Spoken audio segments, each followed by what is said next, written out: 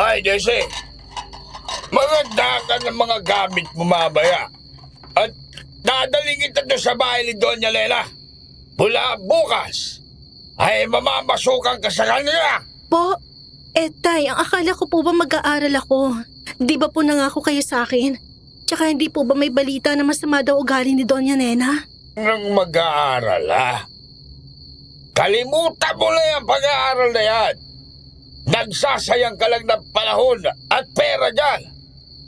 Ang gusto ko ang sundin mo. Papasok ang katulong kay Doña Nena.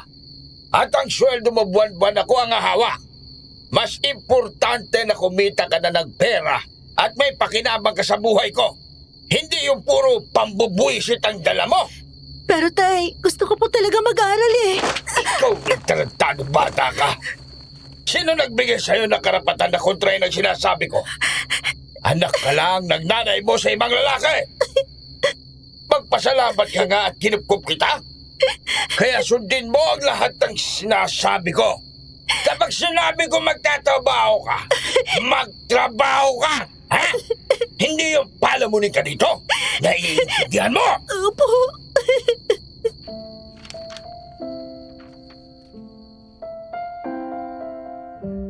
Nakatagpo ka na ba ng tao na parang sinalo nila lahat ng problema sa mundo? Kung meron, anong ginawa mo?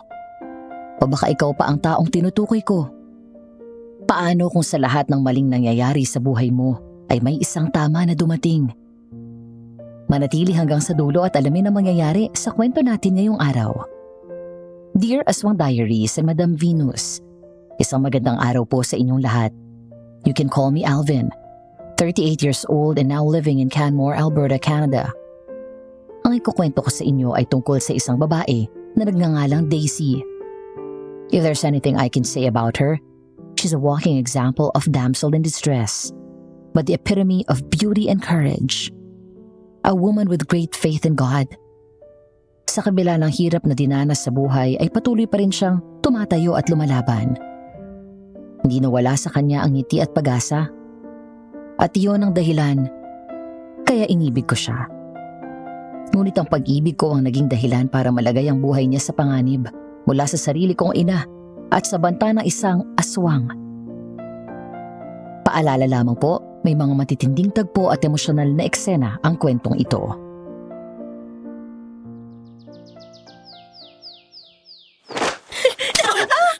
Kahit kailan ka talaga, tanga ka, inutil! Simpleng paghuhugas lang ng pinggan, hindi mo pa magawa ng tawa! Tama na po! Tama na po! Hindi naman po ako bumasag yan eh. Nakakita ko na lang na basag pagbalik ko dito. Nangangatwiran ka pa talaga, ha? Ha? Ano, ha? Hindi ka pa aamin? Hindi po ako talaga bumasag, ma! Nanindigin mo ang sinungalingan mo, ha? Tingnan na lang ka! Tama na po! Tama na po! Mami! Tama na yan! Papasok pa lang ako sa bahay ay sinalubong na ako ng malakas na iyak ni Daisy. Binato ko sa tabi ang hawak ko na walis at dustpan, saka nagmamadaling tumakbo papunta sa kusina. Ganon na lang ang gulat ko nang makita ang mahigpit na hawak ni Mami sa buhok ni Daisy. Habang tinatadyakan at hindi alintana ng nanay ko kung saan niya tamaan ito. Napatakbo ako palapit at tinulak si Mami palayo. Nabitawan niya si Daisy at napaupo sa sahig. Gulat siya lumingon sa akin at pinukol ng galit na tingin. Pagkatapos inalalayan ko si Daisy at tumayo, saka ko tinago sa likod ko. Alvin! Nagawa mo akong itulak dahil lang sa babaeng yan? Dahil sumusobra na kayo! Ilang beses ko na kayong sinabihan na wag kayong mananakit ng kahit sino sa kasambahay natin! Nagawa ko yon dahil tatanga-tanga siya! Ang mahal-mahal ng pinggan na yon! Hindi po ako, sir. Alam ng Diyos, hindi po ako nakabasag niyan. Para lang sa isang piraso ng lintik na pinggan na yan, halos pumatay na kayo ng tao! Pinili ko pa yan sa abroad. Mas mahal pa yan sa buhay ng hampas lupang yan! Ah, ganun ba? Mas mahalaga sa inyo itong pinggan na to? Ha? Eto ba? Ha? Eto ba? Alvin, ano ba? Sa galit ko ay pinagbabasag ko lahat ng mamahaling pinggan na yon. Maging ang mga mamahaling pinggan na nakatago, binasag ko rin lahat. Mahal ko si Mami. Pero hindi ko masikmura ang pagiging mapang-abuso niya sa mga tauhan namin. Muntik na siyang makulong noon dahil sa pambubugbog niya sa isang kasambahay namin. Matigas ang ulo. Kahit anong saway at pigil namin. Wala ko ng mga panahong yon dahil nasa Amerika ako. Pero ang kuya ko ang umareglo ng kaso kaya hindi siya nakasuhan. Kung narito ako noon, malamang nasa kulungan na siya. Hindi ko alam kung bakit ganito yung ugali niya. Basta ang pagkakaalam ko, mula sa kwento ng mga lolo ko, mga tita at tito ko, sadyang salbahe daw talaga si Mami kahit nung bata pa. Kaya siya naging problema nila lolo nung kabataan. Mapagmataas at matapobre. Dito sa bahay, si Daisy ang palagi niyang pinagdidiskitahan kahit na simpleng mga bagay. How dare you! Dahil sa babaeng yan, kinakalaban mo na ako! Hindi lang dahil kay Daisy. Sawang-sawa na ako sa ugali ninyo. Napakasalbahe ninyo. Tinanong niyo ba muna kung siya nga ang nakabasag?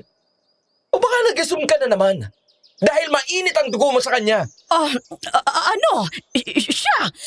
Siya lang naman ang burara dito. Kita mo na? Ako ang nakabasag ng pinggan. Nasagi ko siya kanina habang naghuhugas ako ng kamay. Lumabas ako para kumuha ng walis at daspan. Hindi ko nakasalanan yon. Kung sinabi niya kaagad na hindi siya, di hindi sana umabot sa ganito. Paulit-ulit ko po sinasabi sa inyo na hindi ako nakabasag pero ayaw niyo maniwala. Kasalanan ko ba? Stay back, Mom! One more time!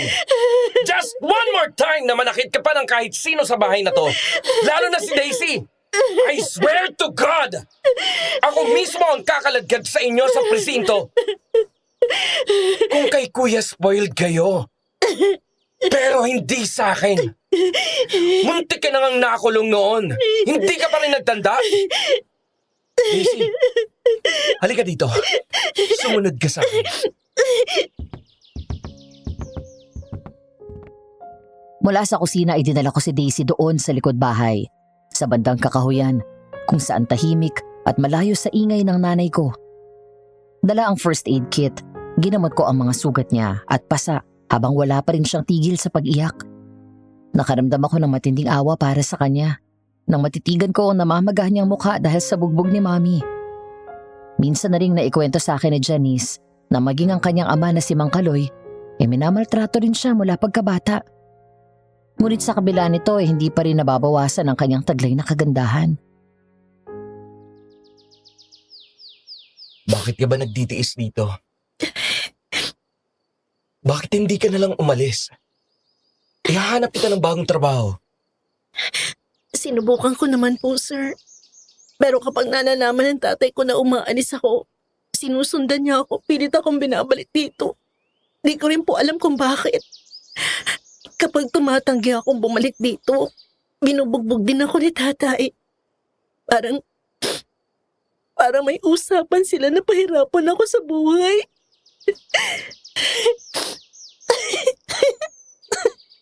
Nakakatawang buhay ko, no, sir? Pinanganak lang yata ako para bugbugin eh. Daisy, bakit hindi ka lumaban? Bakit mo hinahayaan na ganyanin ka nila? Lumalaban ako, sir. Hindi lang halata. Palagi kong dinadasal sa Diyos na siya na ang bahalang magbigay ng hustisya sa mga taong sinasaktan ako. Hindi man ngayon, alam ko bahalang araw, pagbabayaran nilang lahat yan. No offense meant po, pero kasama na ng mami mo doon. Matagal na ang dapat nakakulong si Mami. Gaano ka na nga ulit katagal dito? Mag-iisang taon na po. Pasensya ka na sa kanya. Yun lang ang masasabi ko ngayon. Hindi ko naman pwedeng depensahan siya sa harap mo dahil alam ko na guilty siya. Kung gusto mong pumunta sa pulis para magreklamo, hindi kita pipigilan. Maiintindihan ko. Darating tayo dyan. Sir Alvin, bakit po ang bait nyo? Ang layo ng ugali nyo sa mami nyo. Hindi mo ba alam? Hindi siya ang biological mother ko. Ang totoong nanay ko, yung kapatid niya. Kaya lang namatay sa panganganak sa akin. Tapos ayun, siya na ang inasawa ni Daddy pagkalipas ng 4 years. Kaya siya na halos ang tinuring kong ina. Kaya naman po pala eh. Hindi ko naintindihan ang huling sinabi niya. Para na rin akong nabingi at hindi ko na narinig ang boses niya. Dahil habang nagsasalita si Daisy, nakatitig na lang ako sa maganda niyang mukha. May lihim akong sasabihin, Madam Venus. Matagal na akong umiibig kay Daisy. Unang beses ko palang nasilayan ng kanyang kagandahan. Nabihag na niya agad ang puso ko. Mas lalong lumalim ang nararamdaman ko nang unti-unti ko siyang nakilala. Dahil sa kabila ng hirap na dinaranas niya, matapos niyang umiyak at madapa, muli siyang tatayo at ngingiti. Lalaban ulit at ipagpapatuloy ang buhay. Sa kabila ng bugbog ng malupit na tadhana, ay hindi pa rin nagagalit sa mundo. Labis niya akong pinapahanga sa kanyang kabaitan at tibay ng loob. Sa halip na sagutin ang kanyang tanong, namalayan ko na lang ang sarili ko na bigla siyang hinahalikan sa labi. Sir, bakit niyo po ako hinalikan? I'm sorry, Daisy. Pero hindi ko na kayang pigilan ng nararamdaman ko. Matagal na kitang gusto. Mahal kita. Po? Pero sir, amo ko kayo tsaka sigurado ako hindi papabor si Doña Nena kapag nagkataon na. Nagkataon na ano? Kapag nagkataon na maging tayo, ibig mong sabihin, gusto mo rin ako? Po? Wala naman po ako sinabi. Bigyan mo ako ng pagkakataon na mahalin ka, Daisy. Ilalayo kita dito. Nangangako ako sa'yo na hindi ka na masasaktan ulit kapag sumama ka sa akin. Pero sir, Alvin, yun na lang ang itawag mo sa akin. Kapag tayong dalawa lang ang magkasama. Alvin? Sige. Nakakaya naman. Nagtapat ka sa akin tapos ganitong itsura ko. Hindi naman nababawasan ang ganda mo eh. At mawawala rin yan. Pangako ko sa'yo na eto na ang huling beses na sasaktan ka ni Mami. Dahil sa banta ko kay Mommy na ipapakulong siya ay hindi na niya sinaktan pa si Daisy. Pero mula nang umamin ako sa nararamdaman ko, lihim ko na siyang niligawan. Hanggang sa wakas ay nahulog na rin sa akin ang kanyang damdamin at minahal na rin ako ni Daisy. Kaya makalipas lang ang 7 buwan ay sinagot na rin niya ako. Kapag tulog na ang lahat ay doon kami lihim na nakikita ni Daisy sa likod bahay. O kaya tumatakas kami ng pagde-date kapag day off niya o kaya inuutusan ako ni Mommy at pinapasama siya sa akin para daw may alalay ako. Isang araw ng day off niya at sinama ko siya sa bahay ng kaibigan ko na si Ramil at ang kanyang asawang si Percy. Isang mayaman at maimpluwensyang bading. Alvin, pare! Welcome! Pare, musta? Hi Percy, good to see you. Hi, Alvin. Good to see you. Nga pala si Daisy, girlfriend ko. Love, si Ramil, kaibigan ko at ang asawa niya. Good evening po. Good evening, Daisy. Tuloy kayong dalawa. Nakahanda na ang mesa. Tumuloy kami sa tahanan nila ng gabing yun. Nag-catch up dahil matagal din kaming hindi nakita ni Ramil. Sa US sila nagpakasal kaya hindi ako nakadalo. 10 taon ang tanda ni Percy sa kaibigan ko. Kung yaman din lang ang pag-uusapan, ay ubod dito ng yaman dahil sa isa siyang fashion designer.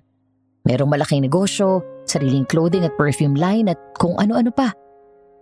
Habang ang kaibigan ko ay gwapo, macho at talagang lapitin ng mga babae, lalo na ng mga bading. Nang magustuhan siya ni Percy ay pinatulan niya ito dahil sa pera. Mula noon ang dating kaibigan ko na nakatira lang sa kubo at magbubukid ay biglang naging mayaman. Hindi ko alam na may tinatago ka palang girlfriend. Ang galing mo pumili ah. Ang ganda niya. Di ba, babe? Tama. Bagay na bagay kayo. Salamat.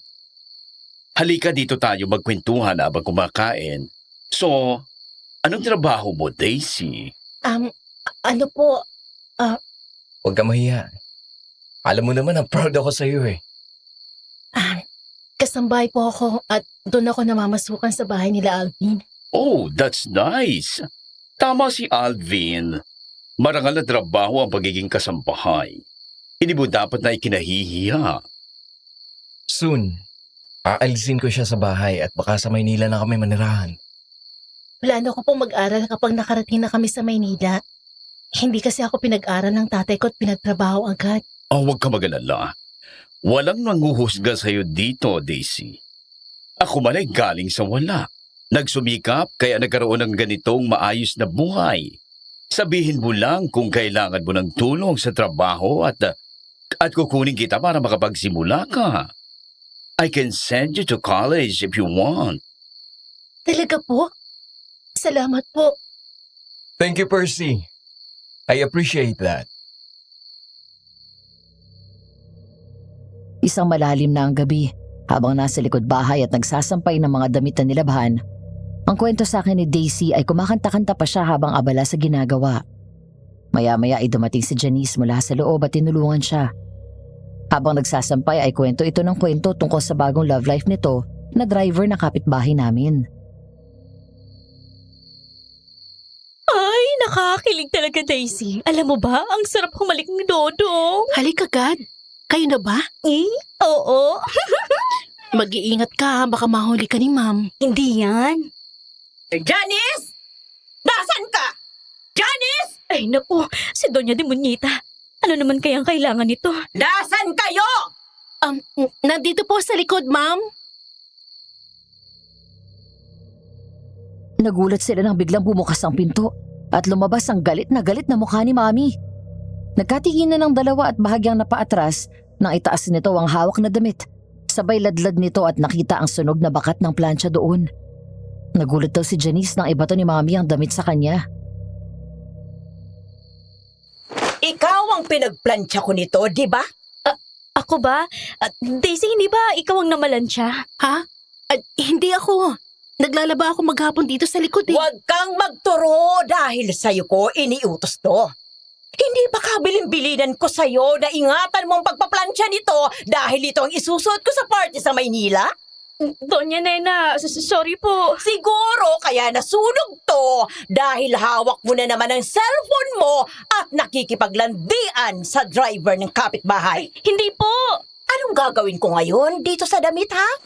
Anong isusuot ko, ha? Alam mo bang napakamahal nito?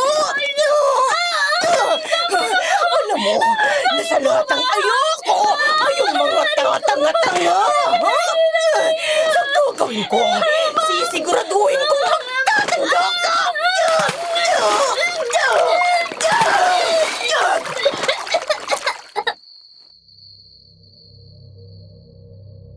Biglang hinablot ni Mami sa buhok si Janice, saka nginudngod ang damit sa mukha niya. Hindi pa siya nakontento doon at hinila niya ito pababa hanggang sa makaluhod na ang pobreng kasambahay.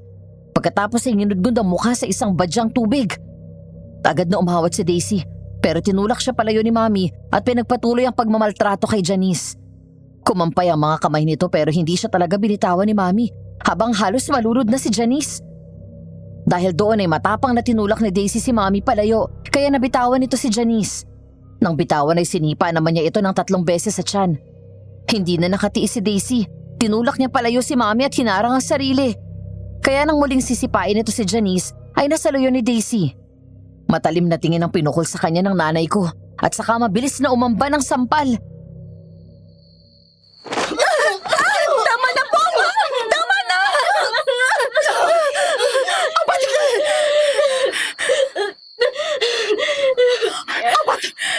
Sino ang nagbigay sa'yo ng karapatan na itulak ako? Baka gusto mong ikaw ang tamaan sa akin, ha? Kapag sinaktan niyo ulit ako, kahit sino sa amin, sisiguraduhin ko makakarinig to kay Sir Alvin! Matapang ka na ngayon. Lumulugar lang po ako sa tama. Mali po na sinasaktan niyo kami. Kung may pagkakamali man kami, pwede niyo naman kami pagsabihan.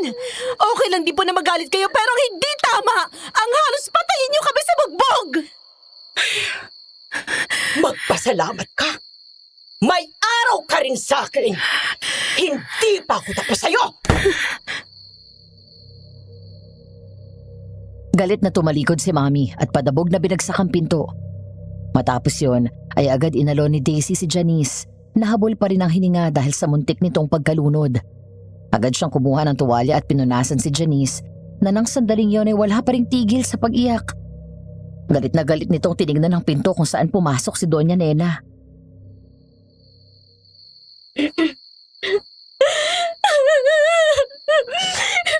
May araw din sa akin ang matandang yan. Ang mabuti pa, pumasok ka na sa kwarto para makapagpalit ka. Ako na lang magtutuloy nito. Isa ka pa! Alam mo, mula nang pinagtanggol ka ni Sir Alvin, ako na palagi pinagbabalingan niya. Dati naman, ikaw lang ang punching bag niya eh. Ngayon pati ako nadadamay sa kamalasan mo. Janice, hindi ko kagustuhan yun. Anong pakaramdam na malakas ang bakar mo? At pinapabura ka ng anak ng amo natin? Buisit na buhay to! Pati mga tao sa paligid ko, buisit! Inirapan daw siya ni Janice at nagmarcha papasok ng kwarto. Bumuntong hininga na lang daw si Daisy at napailing.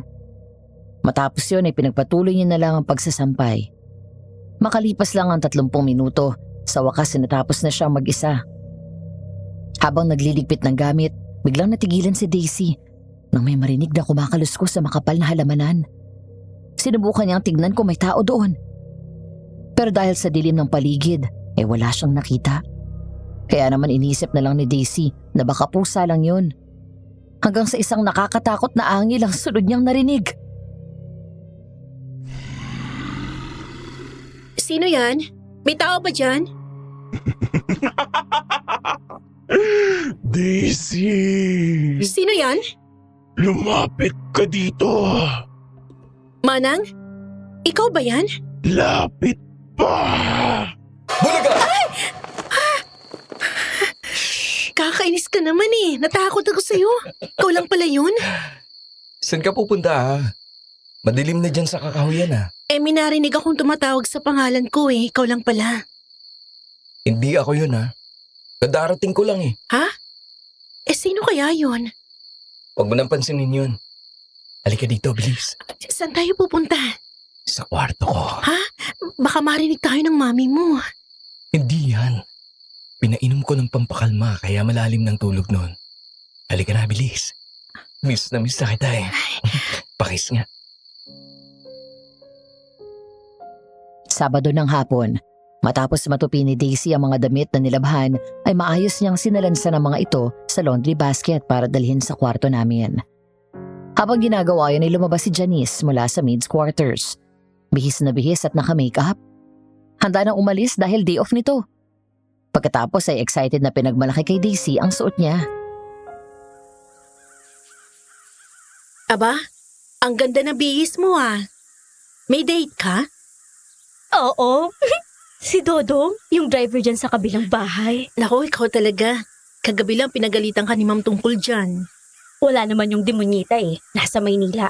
Bukas pa yun uuwi, tsaka day off ko naman. Ikaw, wala ka bang boyfriend?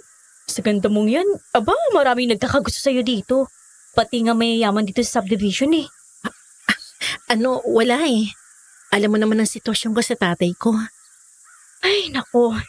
Minsan napapatanong na rin ako Bakit ba ganyan ang buhay mo? Sa bahay niyo, ginujombag ka ng tatay mo. Dito ganun pa rin. Pasalamat na nga lang tayo kay Sir Alvin kaya nabawasan ang pananakit sa'yo ni Doña Nena. Ewan ko ba sa matandang yun? Kabit yata ni Satanas Grabe ang salbahe at kung manakit. Hayaan mo na yun. Hindi naman na siya nananakit. Natakot kay Sir. Hindi ka binubugbog, oo, pero binabatok-batukan ka pa rin. Lalo kapag wala si Sir Alvin. Kung ako sa'yo, girl, tatakasan ko yung mga yan at magpapakalayo ako. Kung ako lang, Janice, ginawa ko na yan matagal na. Kaya lang kasi hindi ko maiwan ng mga kapatid ko na nasa podar ni tatay. Baka sila naman ang pagbalingan niya at saktan. Nga pala. Sorry sa nangyari kagabi kung napagbalingan kita ng galit ko kay ma'am. Naku, wala yun. Naiintindihan ko. Ay, girl. Di bale, hayaan mo at makakaraos rin tayo. Sige, aalis na ako. Magsarado ka at ikaw lang mag-isa dito sa bahay. Okay. Ingat at enjoy sa date mo. Matapos ang ginagawa ay umakyat na siya sa second floor. Unang pinuntahan ang kwarto ni Mommy at nilagay sa loob ng closet ang mga damit niya. Sunod siyang pumunta sa kwarto at inayos din ang mga damit ko. Ang hindi alam ni Daisy at Janice ay kanina pa ako nakauwi at naroon sa kwarto at naghihintay sa pagdating niya. Nagtago ako sa loob ng closet nang marinig ko na parating na siya. Nang buksan ni Daisy ang susunod na aparador, doon ko siya biglang ginulat at natawa ako ng malakas nang halos lumundag siya sa gulat. Kabayo! Ano ka ba? Papatayin mo ba ako sa nervyos? Sorry Pambihira na. ka talaga. Ang cute mo kasi kapag nagugulat ka eh. Teka, anong oras ka pa nakabalik dito? Akala ko mamaya ka pa uuwi. Maagang natapos yung meeting ko. Umuwi agad ako dito dahil alam ko na wala si Mami. At day off rin si Janice. Kaya masusolo natin ang bahay. Tumigil ka, Alvin, ha? Marami pa akong gagawin sa kusina. Tutulungin kita mamaya. Pero ngayon, dito muna tayo. Sobrang namiss kita eh. Ilang araw din ako nasa Maynila. Ako rin. Namiss kita. Nang halikan ko siya ay malalim at puno ng pananabik. Hindi tumanggi si Daisy. Tumugon siya habang yakap namin ang isa't isa. Isa lang ang gusto kong mangyari sa mga susunod na araw. Ang tuluyang lumayo doon at pakasalan siya. Isa sa dahilan ng pagpunta ko sa Maynila ay humanap ng bahay na matutuluyan namin kung saan hindi na kami mahahanap ni Mommy. Hanggang ang halik na yon ay nauwi sa mas mainit na tagpo. Nang araw na yon ay buong pusong binigay sa akin ni Daisy ang kanyang sarili. At yun na yata ang pinakamasayang araw sa buhay ko. Hindi ko alam na ang lahat ng masayang araw na pinagsamahan namin ay may kapalit. Gabi, pasado 12:00, habang malakas ang buhos ng ulan. Ayon sa napag-alaman ko, habang natutulog ako sa kwarto at si Daisy naman ay natutulog din sa kanyang silid. Nagising na lang daw siya at nagulat nang biglang pumasok si Mommy. Sabay hablot sa kanyang buhok at takip sa kanyang bibig.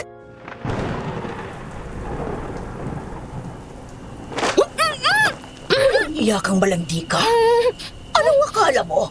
Hindi ko malalaman na may relasyon kayo ng anak ko? Ambisyosa ka masyado. Sinong may sabi sa'yo na pwede kang maging parte ng pamilya ko? Hindi ako papayag na malahian kami ng malalandi gaya mo! Isang hampas lupa! Masyado kang makati. Manang-mana ka sa nanay mo. Mula ngayon, lalayas ka na sa bahay na to! Hawag, parang awan niyo na, Doña Nena. Nagmamahalan kami ni Alvin. Nagmamahalan? Nagpapatawa ka yata. Hindi ka mahal ng anak ko. Ginagamit ka lang niya pampalipas ng oras para usan. Hindi ako naniniwala sa inyo. Mahal ako ni Alvin. Gusto mo ng pruweba? Oh, ayan!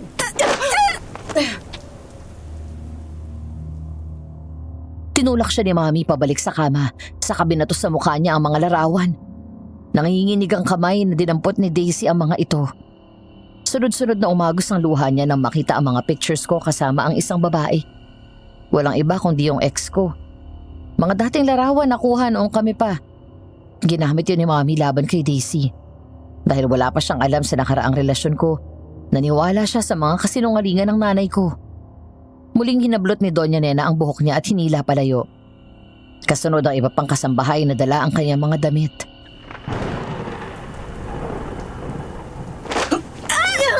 Lumayas ka sa pamamahay ko! Hindi ko kailangan ng malanding kaya mo! Lumayas! Alvin, tulong! Ma'am! Alvin! Ay, sandali lang po! Saan niyo po dadalhin si Daisy, ma'am? Janice, tulungan mo ako! Kalangge! Hala, sige! Layak! Kaloy! Eto na! Kunin mo! Ano gagawin niyo sa akin? Nang buksan ng gate ay nakita ni Daisy na nakaabang na doon ang tatay niya na may kasamang dalawang lalaki.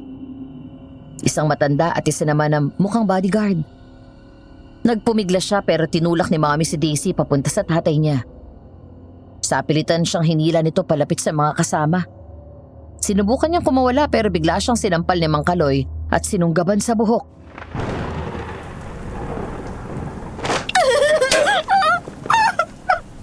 wala kang binigay sa akin kung hindi ka malasan at kahihiyan. Pati anak ng amo mo, nilandi mo. Mula noon, hanggang ngayon, ikaw ang para sa buhay ko. Kaya sisiguraduhin kong mawawala ka sa landas ko. Pare, ito yung pangako ko sa'yo. 100,000 to. Bata pa to. Swerte ka dyan. Iyong-iyo na yan. Tay, anong gagawin niyo, Tay? Inibenta kita para may pakinabang ka sa buhay ko. Pakinabang?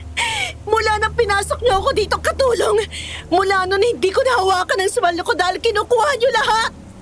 Mula pagkabatay, inaalilan niyo na ako sa pagtatrabaho. Tapos wala pa akong pakinabang sa inyo sa lagay na yon. Bakit niyo ba akong ginaganito? Anong kasalanan ko? At mula pa pagkabatay, sagad hanggang buto ang galit niyo sa akin! Dahil ikaw ang bunga ng kalandian ng nanay mo. Anak ka niya sa kabit niya. Kung hindi namatay ang nanay mo at ang kabit niya, hindi ka sa akin iiwan. Kaya sa tuwing nakikita kita, ang kataksila ng nanay mo ang naaalala ko. Natulala na lang daw si Daisy sa kanyang narinig. Nalaman na lang niya na binigay ng matanda ang pera kay Mang Kaloy at sapilitan siyang pinasakay sa kotse. Habang si Mami ay pumasok na at sinarado ang gate. Para daw makasiguro na hindi tatakas si Daisy, ay sumama pa sa kotse si Mang Kaloy para ihatid siya. Doon sa sasakyan ay tulala at tahimik pa rin na umiiyak si Daisy. Walang masabi dahil gulat mula sa katotohanan ng kanyang nalaman. Hindi alam kung anong mararamdaman niya. Masasaktan ba siya o magbubunyi? Dahil nakalaya na siya sa 2 parusa sa buhay niya para lang harapin ang bagong impyernong pinaglalagyan sa kanya ni Mang Kaloy. Hanggang sa... Ano yun? Hoy, Daisy! Tignan mo nga kung ano yung nasa harap ng kotse. Teka, babae? Pero ba't ganyan ang... Ah! Aswang! Aswang, Tay! Ha? Ay, sagasaan mo! Sagasaan mo! Bilis! Sumigaw silang lahat doon sa loob ng sasakyan. Pero bago pa nagawa ng driver ang sinabi ni Mang Kaloy, biglang sumampa ang aswang sa hood ng kotse. Sinuntok nito ng sinuntok ang windshield hanggang sa mag-crack yun. Dahil doon nagkagulo silang lahat at nagsibabaan ng sasakyan sabay takbo palayo.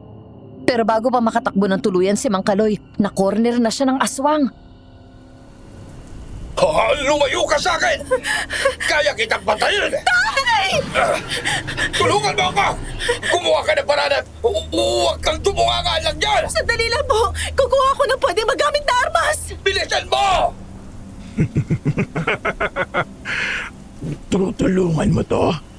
Hindi ba't mula pa pagkabata ay hindi ka na tinuring na anak nito?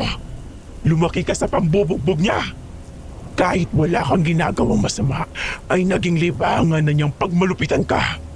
Ang ganitong klaseng tao ba ang gusto mo pang mabuhay sa mundo? May nakitang malaking bato si Daisy sa gilid ng daan at yun ang dinampot niya.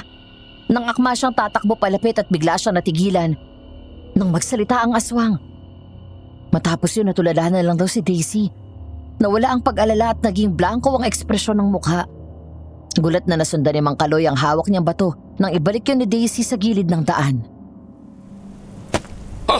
Hoy! Huwag ka makinig sa kanya! Tatay mo pa rin ako! Mag-isip kang mabuti. Wala ka na sa poder ni Doña Nena. Niloko ka na ng nobyo mo. Kapag wala nang matandang to, makakalaya ka na at wala nang mananakit sa'yo. Daisy! Huwag ka makinig sa kanya! Tama. Bakit nga pala kita tutulungan? Hindi ba't ikaw na nagsabi sa akin na hindi mo ko anak? At kahit kailan, hindi mo ko itinuring na anak. Kaya bakit kita tutulungan? Ano? Wala ka talagang utang na loob. Ha?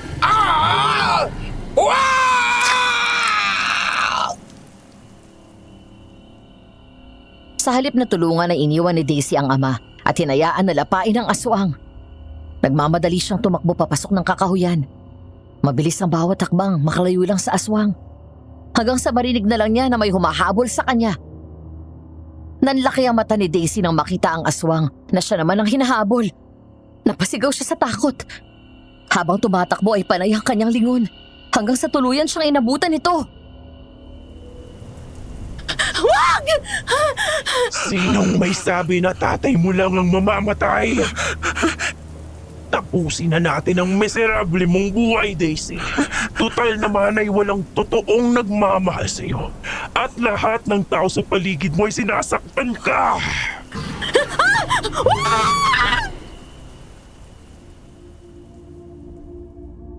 Kinabukasan, nagising na lang ako sa matinding sakit ng ulo. Hindi ko maalala kung anong oras ako nakatulog. Basta ang natatandaan ko kagabi, pasado 8:30 na nang bigay ni Mommy sa akin ang hiningi kong kape. Plano ko sanang magpalit ng tulog dahil pupuntahan ko si Daisy sa kwarto niya. Nang inumin ko ang kape, ay bigla akong nakaramdam ng matinding antok. Pagkatapos wala na akong maalala. Mula sa kwarto ay bumaba ako sa sala. Nagtaka ako na makita ko sa labas si Mommy na may kausap na mga pulis. Lapit sana ako sa kanila nang bigla akong hilahin ni Janice sa isang sulok. Nagsalubong ang mga kilay ko nang makitang umiiyak siya.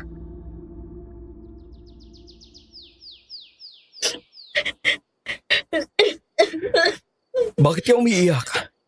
Anong nangyari? Si Daisy po, sir. Anong nangyari sa kanya? Nasaan siya? Sir, mayaman din po ako sa inyo. Yun pong kape na ininom nyo. Nilagyan ni Doña Nena ng pampatulog. Tapos, kagabi pinalayas niya si Daisy. Galit na galit siya dahil nalaman niya na may relasyon kayo. Pinatulog ka niya para hindi mo siya mapigilan sa balak niya. Ano? Paano niya nalaman? Hindi ko po alam eh. Nasaan si Daisy? Saan siya dinala ni Mami? Kailangan ko siyang puntahan. Wala na po siya, sir. Anong ibig mong sabihin? Nung pinalayas po siya ni Doña Nena, pinalag si Daisy sa tatay niya. Tapos binenta siya ni Mang Kali sa isang matandang lalaki. Saan siya dinala ng hayop niyang ama? Alvin, anong nangyayari dito? Sagutin mo ang tanong ko, Janice. Saan nila dinala si Daisy? Wala na po si Daisy, sir. Patay na siya. Pinatay po siya ng aswang. Ha? Aswang? Anong pinagsasasabi mo dyan? Hindi ito oras para magbiro ka. Totoo po ang sinasabi ko, sir.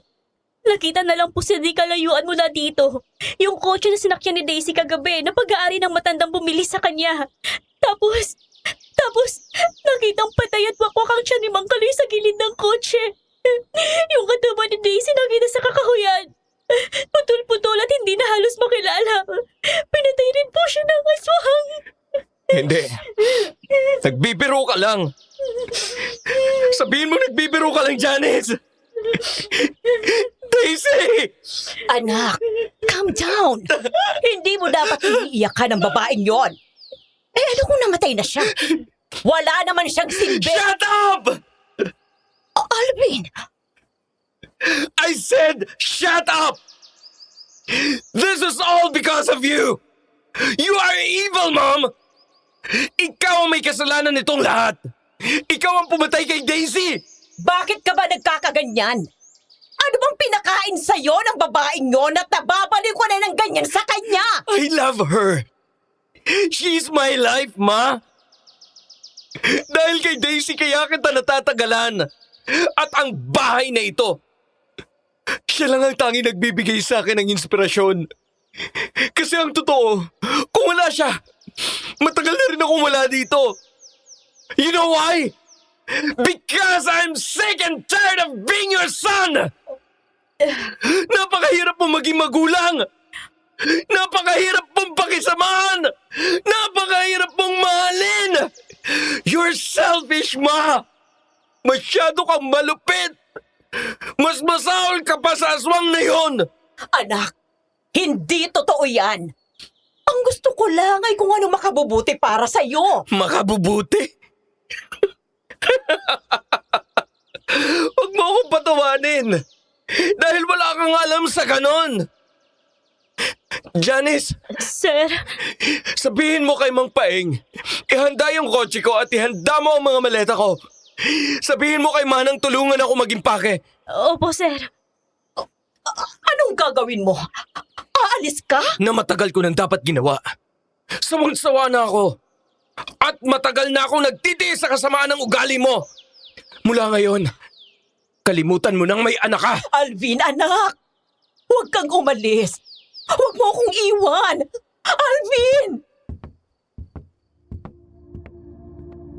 Matapos ang trahedyang yun at mailibing namin si Daisy, ay lumuwas ako sa Maynila para ayusin ang papeles ko. Sa tulong ng isang kaibigan ay pumunta ako sa Canmore, Alberta, Canada at doon na nanirahan. Pinutol ko ang anumang ugnayan kay Mami. Wala akong dinalang pera mula sa kanya. Doon nagsimula ako ng buhay mag-isa. Nagtrabaho sa restaurant, minsan naging kargador, hanggang sa makapasok ako sa isang real estate company kung saan naging maganda ang buhay ko. Makalipas ng 5 taon, narito na ako muli sa Pilipinas. Hindi para dumalaw sa mami ko, kundi para pagbigyan si Don Fabian. Ang mabait na Pinoy na tumulong sa akin sa Canada at may-ari ng real estate company na pinapasukan ko. Nagtayo siya ng branch ng kumpanya dito sa Pilipinas at gusto niyang ako muna ang maging OIC hanggang maging stable ang kumpanya. At ang gabing yon ang launching nito. Ang lahat ay pawang nakapurma lang suot. Amerikana sa mga lalaki at pagandahan sa kanilang formal dress sa mga babae. Kasama sa inimbitahan ni Don Fabian ang malalaking negosyanteng kaibigan niya. Kasama na doon si Ramil at Percy. Alvin? Ramil! Kumusta? Putya pare, long time no see. Kailan ka pa dito? Ilang buwan na rin ako dito. Ako ang OIC nitong branch dito sa atin. Baka magstay pa ako dito ng ilang buwan. Habang bago pa lang ang kumpanya. Tsaka ako babalik ng Canada kapag stable na sila dito. Alvin! Nice to see you again. Hi, Percy. Same here. Ang galing ah. Ano, may asawa ka na? Na? Wala. Mula nang mamatay si Daisy, nawala na ako ng interest sa mga ganyan. It must have been hard for you. Ganun talaga eh. Sayang lang. At wala siya dito para makita niya lahat ng success ko. Etong pangarap ko para sa aming dalawa eh. I'm sure nakikita niya lahat ng pagsisikap mo. Habang nag-uusap kaming tatlo, eksaktong paglingon ko ay bigla akong natigilan nang masipat ang isang pamilyar na mukha. Kumabog ng husto ang dibdib ko nang matitigan ang mukha ng babae. Nakasuot ng mahabang damit na midnight blue. Mababa ang neckline at labas ang kanyang mga balikat. May beads ang suot niya mula tiyan pataas hanggang manggas at ang mahabang palda nito ay may slit na mahaba sa kaliwa. Sosyal at elegante ang itsura ng babae at kamukhang kamukha ni Daisy. Sir, sandali lang ha. Pare, dito na muna tayo. Catch up lang. Mamaya na. May hahabulin lang ako. Ha? Sino? Alvin? Napatakbo ako nang makitang palabas ng babae matapos makipag-usap sa ibang bisita. Di ako maaaring magkamali. Kamukhang kamukha ni Daisy ang babae. Alam kong patay na siya. Nakita ko mismo na nilibing siya. Pero parang may nagtutulak sa akin na lapitan ko siya. Malakas ang kabog ng puso ko na humakbang sa kanya palapit. Hanggang sa wakas ay naroon na ako sa harapan ng babae. Hindi ako maaaring magkamali, Madam Venus. Nakita ko ang gulat na bumakas sa kanyang mukha nang makita ako. Daisy? Excuse me? Sorry pero hindi Daisy ang pangalan ko. Excuse me ladies? Daisy, sandali lang. Sinabi na nga hindi ako si Daisy. I'm sorry. Oh, Celeste. May problema ba? Hi Percy. Wala naman. Mukhang napagkamalan lang ako ni Sir. Celeste? Yes. Celeste Imperial. Pinsan ni Percy. Oo nga pala. Ay hindi ko pa pala siya napapakilala. Celeste, si Alvin, kaibigan ni Ramil. I'm very pleased to meet you, Celeste. I apologize for my behavior earlier. It's just that you looked exactly like the woman I love. I lost her 5 years ago. I'm sorry to hear that. Pleased to meet you, Alvin. Alvin, ang mami mo. Excuse me? Ihiramin ko lang si Celeste. Hindi ko pa pala siya ipapakilala sa ibang business partner ko. Sinakyan ko ang palabas nila. Hindi ako pinanganak kahapon, Madam Venus. Ang mga mata, hugis ng ilong at labi, ang kanyang boses. Alam ko si Daisy ang kaharap ko. Hindi ko alam kung anong eksaktong nangyayari. Bakit nagkukunwari siya sa harap ko at umaarting hindi ako kilala? Bakit parang tinatago siya sa akin ni Percy? Hindi muna ako nag-usisa kahit nakating-kati akong hilahin sila sa sulok at alamin ang katotohanan. Habang ang mami ko ay hindi ako nakita agad. Mula doon ay narinig namin ang usapan ni Mommy at Janice. Doña Nena, ano ho bang ginagawa natin dito? Ano pa? Eh di makikihalubilo. Imbitado po ba kayo? Kilala ako ng lahat ng narito kaya hindi ko kailangan ng imbitasyon. Kaya pala tsumempo kayo na wala yung bantay sa pinto bago tayo pumasok. Halika, sumunod ka sa akin. Makikita mo magkakandara pa sila ng paglapit sa akin. Good evening po, Doña Nena. Nang lumingon si Mommy kay Ramil, ay agad nanlaki ang mga mata nito sa gulat. Maging si Janice nang makita ako. Habang ako'y walang kahit anong naramdaman bukod sa pagkakasuklam. Naroon pa rin ang galit ko sa sarili kong ina. Wala akong balak magpakita sa kanya. Ilang buwan na ako sa Pilipinas pero kahit isang beses ay hindi ako umuwi sa bahay. Hindi ko rin nakalain na mag-gate crash sila dito sa party. Hindi ko nga alam kung kilala ba niya si Don Fabian. Samantala tuwang-tuwa na lumapit si Mommy sa akin at yumakap ng mahigpit. Alvin? Anak? Anong ginagawa niyo dito? Hindi naman kayo imbitado Ang anak ko. Salamat at nagbalik ka na. Janice, tumawag ka sa bahay. Sabihin mo ihanda nilang kwarto ng Sir Alvin. Hindi ako nandito sa Pilipinas para bumalik sa inyo. I'm only here for business. Gaya ng sinabi ko noon, hindi na ako babalik. Pero anak, 5 taon nang nakalilipas. 5 taon na. Pero masakit pa rin sa akin ang nangyari. Pinatay ninyong nag-iisang nagpapasaya sa akin. Nung gabing binigay niyo siya sa tatay niya at hinayaang ibenta sa iba.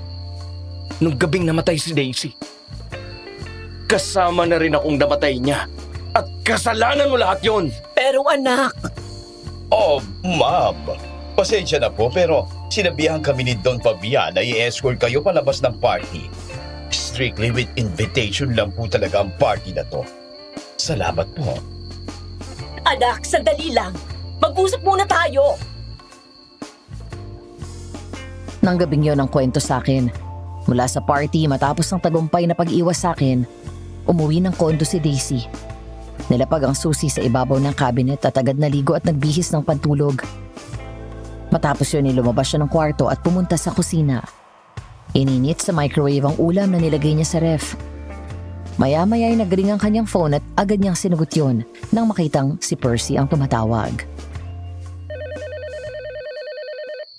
Hi, Percy. Oh, nakauwi ka na. Oo, kanina pa. Nakaligo na nga ako eh. Kayo nakauwi na? Ako lang. Si Ramil kasi nagpaalam na lalabas muna kasama ng mga kaibigan niya. Okay. By the way, pasensya ka na sa nangyari kanina. Hindi talaga namin alam na si Alvin pa lang. Alvin na OIC na palaging kinikwento sa amin ni Don Fabian. Okay lang. Sino bang mag-aakala? Small world, right? Okay ka lang ba?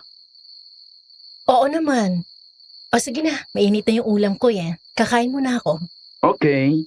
Good night. Magkita na lang tayo sa office sa Monday. Bye.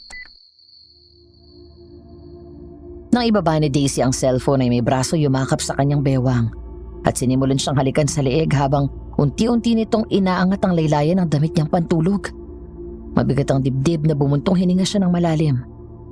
Pagkatapos ay agad pumiksi at lumayo ng akmang ibabahan nito ang suot niyang underwear. Ramil, ano ba? May problema ba? Pagod ako, nagugutom ako. Wala ako sa mood. Nakita mo lang si Alvin kanina, bigla ka napagod. Hindi ka naman tumatanggi sa akin Mali. Hindi mo ako binibigyan ng pagkakataon na tumanggi sa'yo. Alam mo naman pala Pero pwede bang makiusap na wag muna ngayon? Lintik, ano bang inaarte mo? Hindi ka ba nakukonsyensya sa panloloko mo kay Percy? Napakabait ng tao sa'yo. Look who's talking. Hindi ba niloloko mo rin siya? Pera niya ang pinagsisweldo sa'yo. At kaibigan ka niya tapos kabit kita. Manloloko ka na rin. Wala tayong pinagkaiba. Baka nakakalimutan mong ginawa mo. Hindi ko gustong maging kabit mo. Ikaw ang pilit na naglagay sa akin sa sitwasyon na to. Ginahasa mo lang ako. Nagulat si Daisy nang biglang sunggaban ni Ramil ang baba niya at mahigpit yung hinawakan. Sabay tulak sa kanya sa mesa at sadyang hiniga ang kalahati ng katawan niya doon. Binigyan siya nito ng isang matalim at nakakatakot na tingin. Gigil na gigil ito sa galit habang naramdaman ni Daisy ang pananakit ng baba niya dahil sa higpit ng hawak nito. Nasasaktan ako, Ramil. Masasaktan ka talaga sa akin kapag hindi mo tinigilan yung kaartehan mo. Baka nakakalimutan mo na utang mo sa akin ang buhay mo. Kung hindi dahil sa akin pinatay ka na ng aswang na yon. Pinulot lang kita sa basura. Kaya huwag kang magmamalaki sa akin. Malinaw ang usapan natin noon. Kapalit ng pagliligtas ko sa buhay mo at trabahong binigay namin sa'yo ni Percy, ibibigay mo sa akin ang pangangailangan ko na hindi kayang ibigay ng baklang yon. Nagkakaintindihan ba tayo? Oo. Ayoko makikita na makikipag-usap ka kay Alvin. Dahil kapag nahuli kita, tatamaan ka sa akin. Oo. Itong tatandaan mo, akin ka lang, ha? Wag, Ramil. Ayoko na. Parang awa mo. Anong ayaw? Nasasabi ko lang, di ba?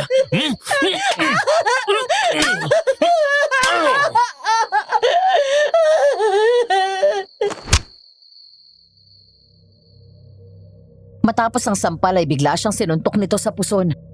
Walang nagawa si Daisy kundi ang umiyak ng punitin ni Ramil ang damit at underwear niya. Pagkatapos ay puwersahan siyang inangkin. Mariin itong tinakpan ang bibig niya para hindi siya makasigaw. Kaya ang tanging nagawa ni Daisy ay impit na umiyak habang si Ramil ay nagpapakasasa sa kanyang katawan. Nang matapos ito ay tinakpan niya ang sarili at bumangon saka bumaba sa sahig. Tahimik na umiiyak. Kumihingal na napaupo si Ramil at hinaplos siya sa pisngi. Yan, ganyan. Magpakabait ka para hindi ka nasasaktan. Alam mong hindi pa tayo tapos, hindi ba?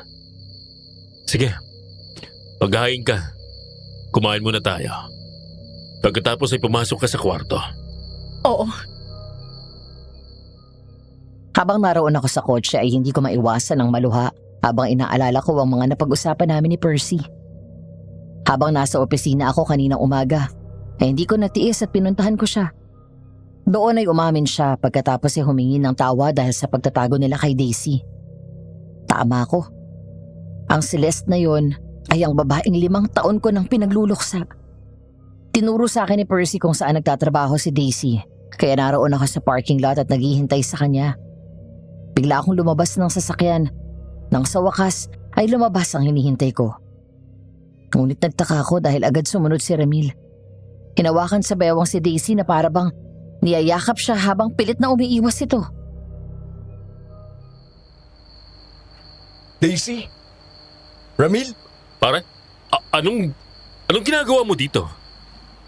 Mag-uusap kami ni Daisy. Bakit bang kulit mo? Sinabi na hindi ako si... Huwag ka na magsinungaling. Alam kong ikaw yan. Anong akala mo? Naniwala ako sa mga palabas mo kagabi? Hindi ako tanga, Daisy. Kilalang kilala kita. Kung ganun, umalis ka na. Dahil ayoko makausap ka kahit makita ka. Ano bang problema, ha? Wala akong naaalala na ginawa kong kasalanan sa'yo bago ang gabing pinalayas ka ni Mami. Manloloko ka! Sinabi mo mahal mo ako pero ginamit mo lang ako. Pinaglaruan mo ako. Sinabi mo na ako lang ang mahal mo pero may girlfriend ka pala sa Maynila. Ginawa mo akong tanga. Ginamit mo lang ako. Wala kang ipinagkaiba sa mami mo. Ano? Sino nagsabi Pare, sa'yo? ang mabuti pa, hayaan mo na muna si Daisy. Umalis ka na Hindi na ituloy na Ramil ang sinasabi niya nang bigla ko siyang suntukin ng malakas sa muka. Dahil doon napahiga siya sa lupa, sabay hawak ko sa kamay ni Daisy at hinila siya. Saka ko hinarang ang sarili ko sa kanya. Agad na tumayo si Ramil at nagtaka ako sa galit na nakita ko sa mukha niya. Galit na may kasamang selos. Huwag kang makialam dito, hayop ka. Alam na alam mo kung gaano ako pinagluksa si Daisy. Halos mabaliw ako sa lungkot. Kulang na lang magpakamatay ako. May pa-advise ka pa na mag-move on na ako? Tapos malalaman ko, tinatago mo lang siya sa akin. 5 taon! 5 taon ako naghirap na mabuhay na wala siya! Si Daisy ang may kagustuhan nun. Kung totoong nagmamalasakit niya sa akin, sinabi mo na agad sa akin na buhay si Daisy para naayos namin kung ano man ang problema. Hindi ganun ang ginawa mo! Matagal na kayong tapos, hindi ba? Huwag mo nang guluhin si Daisy. Ayaw niya na sa'yo. Sandali nga. Bakit ganyan ka makaasta? Dahil mo pang boyfriend ah? May asawa ka na, di ba? May relasyon ba kayo? Wala. Wala kami relasyon. Halika na. Mag-uusap tayo. Daisy, sandali lang. Daisy!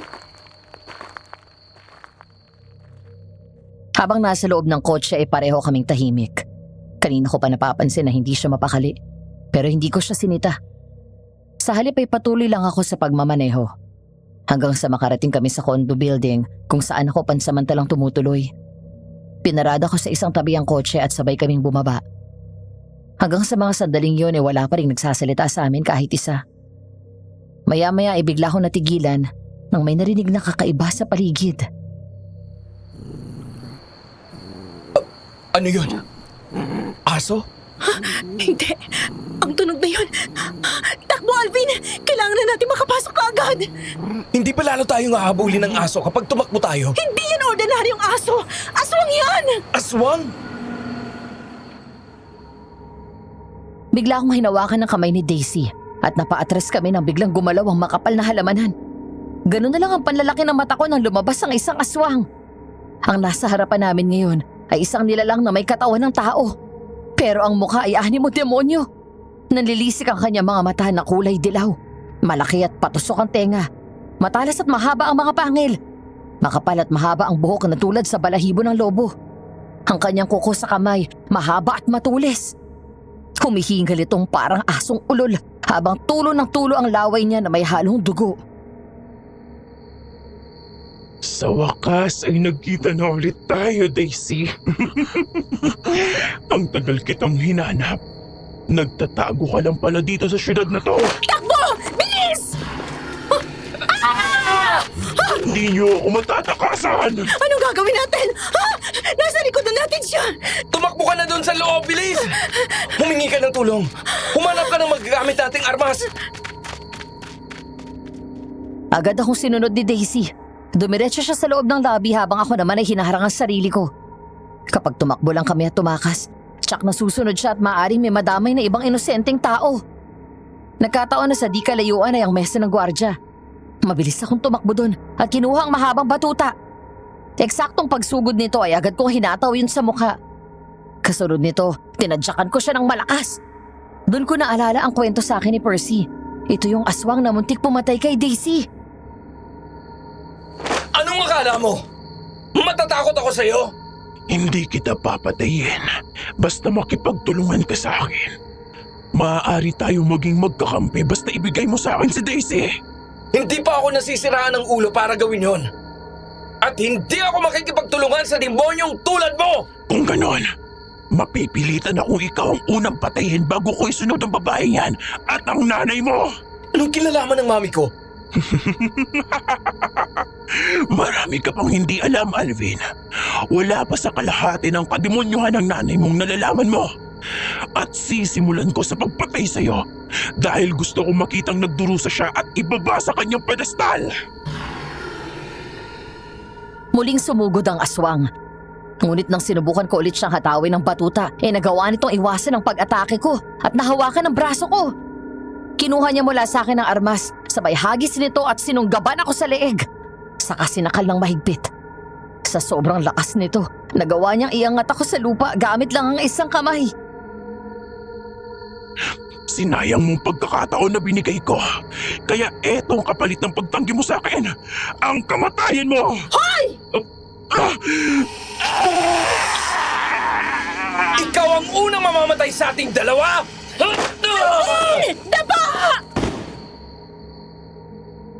Matapos akong nabitawan ng aswang at sprayan nito ni Daisy ng fire extinguisher, kinuha ko yun mula sa kanya at hinataw sa mukha nito. Pagkatapos, siya namang dating ng gwardya sa kabinarilang aswang. Mabilis itong nakaiwas at kumaripas ng takbo pabalik sa loob ng madilim na kakahuyan. Hanggang sa tuluyang makatakas. Kahit na malaki ang syudad ng aming probinsya at moderno, marami pa rin mga puno sa paligid na papasok sa masukal na kagubatan kung saan matagal nang may usapan na pinamamahayan ng aswang. Ayos ka lang? Ako nga ang dapat nagtatanong sa iyo eh. Okay lang ako. Sir, thank you ha. Daisy, halika na sa taas. Marami tayong dapat na pag-usapan. Naupo sa katapat na silya kung saan siya nakaupo. Pinagmasdan ko ng maigi ang mukha niya. Hindi pa rin nagbago yung kanyang kagandahan. Kung may nagbago man, mas lalo siyang gumanda. Lalo na ngayong marunong na siya mag-ayos at magbihis. Hindi na siya yung nakilala kong Daisy na simple. Sosyal na ang dating nito at hindi mo iisipin na dumaan sa matinding pagsubok sa buhay. Kung ako lang ang masusunod, kanina ko pa siya hinalikan. Kung nalaman lang ni Daisy kung gaano akong nangulila sa kanya. Anong nangyari, Daisy? Paano ka nakaligtas? Bakit yung nagtago sa akin? Nang gabing pinalayas ako ni Doña Nena at matapos patayin ng aswang si tatay, nakatakbo ako pero hinabol ako ng aswang. Muntik niya na ako mapatay. Pero naroon si Ramil at iniligtas niya ako. Binaril niya ang aswang at tinakas ako. Dahil sa takot ko na baka masundan ako ng matandang pinagbentahan sa akin ni tatay. Pinalabas ko na patay na ako. Matapos naming mabalitaan na may isa pang babaeng pinatay ang aswang. Gumawa ng paraan si Percy para akalain ng mga tao na ako yon. Inamin ni Janice sa akin ang totoo. Yung tungkol sa pictures na pinakita sa'yo ni Mami. Ang sabi ni Doña Nena, girlfriend mo daw yun na taga Maynila, na pinaglalaruan at parausan mo lang daw ako. Matagal na pala niyang alam ang relasyon natin noon. At naniwala ka naman? Daisy, ang pinakita niya sa'yo ay picture namin ng ex ko. Bago ka pa man dumating sa bahay para manilbihan, hiwalay na kami. Hindi mo ba naramdaman noon na sincere ako sa pagmamahal ko sa'yo? Ang mga panahon na pinagsamahan natin. Mukha bang naglalaro lang ako noon? Mukha bang katawan lang ang habol ko sa'yo? Tagal kang nanilbihan sa bahay. Siguro naman sa panahon na yon ay nakilala mo na ako. Paano hindi ako maniniwala? Nung oras na kinakalagad ako ng mami ko palabas ng bahay, wala kang ginawa. Kahit anino mo, hindi ko nakita.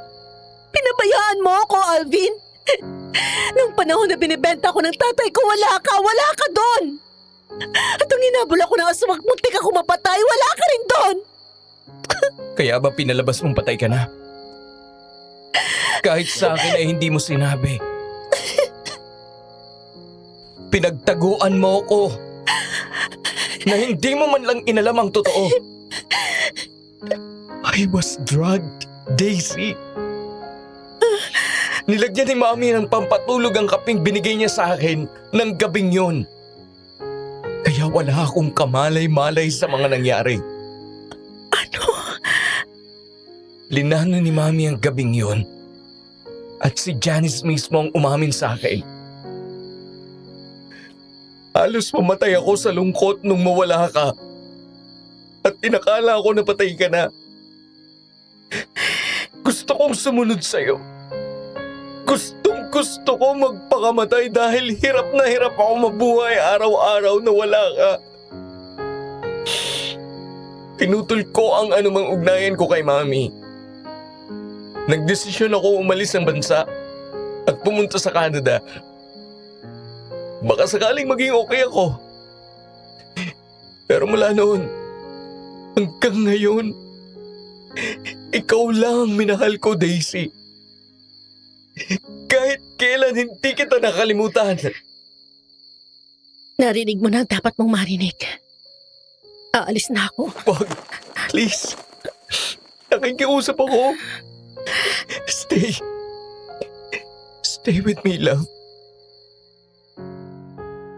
Nang tumayo si Daisy at akmang pupunta sa pinto ay mabilis ko siyang pinigilan. Mula sa likod ay mabilis ko siyang niyakap ng mahigpit. Pinupuno ang 5 taong pangungulila ng puso ko sa kanya.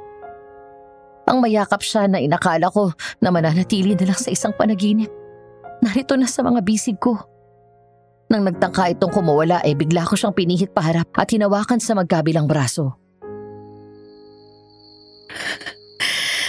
Alvin, hindi na tayo pwede.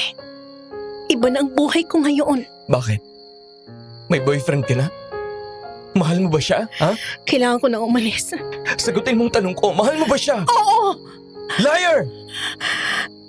Sabihin mo ulit sa akin yan pagkatapos ko nito. Kumiglas siya nung una at pilit akong tinulak. Pero hindi ako nagpatinag. Niyakap ko siya ng mahigpit. Hanggang sa ilang sandali pa ay tumugon siya ng halik ko at yumakap sa akin. Sa isang iglap na pawi lahat ng sakit at lungkot na nararamdaman ko. Ilang sandali pa ay huminto kami ng magring ang phone niya. Tumalikod siya sa akin at tinignan yun. Ngunit ganun pa man ay nakita ko pa rin kung sino ang tawag ng tawag. Si Ramil. Nagtaka ako. Lalo na nang mapansin ko na natataranta si Daisy. Kinansel niya ang tawag nito pagkatapos ay muli ko siyang niyakap mula sa likod. Alam ko na mahal mo pa rin ako. Huwag kang umalis. Huwag mo akong iiwan. I miss you so much, love. Pero Alvin, Nararamdaman ko sa mga halik mo kanina na ako pa rin ang mahal mo, Daisy. Umalis na tayo dito. Sumama ka na sa akin sa Canada. Ilalayo kita dito. Kakalimutan natin lahat ng masasakit na nangyari sa buhay natin. At doon ay magsisimula tayo ng bagong buhay. I missed you too. Kahit kailan hindi ka nawala sa isip ko, Alvin. Talaga? Ako pa rin ang mahal mo. Oo, at hindi yun nagbabago. Pero hindi na natin pwedeng ituloy ito. I'm sorry. If I have to be the other man, then so be it. Mas gugustuhin ko na magkasala kaysa hayaang mawala ulit at ipaubaya ka sa iba. Aagawin kita sa kanya at hindi ako hihinto hanggat hindi ko bumabalik sa akin. Hindi mo alam ang sinasabi mo. Malinaw pang isip ko. Sabihin mo nang nababaliw ako, oo. Mababaliw ako talaga kapag nawala ka na naman sa akin. So please, stay with me. Wala akong gagawin sa'yo na labag sa loob mo. Gusto lang talaga kitang makasama ngayong gabi. Please. Sandali lang. Tumatawag si Percy. Hello, Percy? Hi, Daisy. Tapos na ba ang meeting ninyo kasama ng mga investors? Oo, kanina pa. Nasaan ka na? Nakauwi ka na ba? Hindi pa eh. Magkasama pa ba kayo ni Ramil? Hindi na. Nandito ako sa condo ni Alvin. Bakit mo pala tinatanong? Nag-alala na lang ako. Wala pa kasi siya dito sa bahay eh. Di bale, tatawagan ko na lang ulit.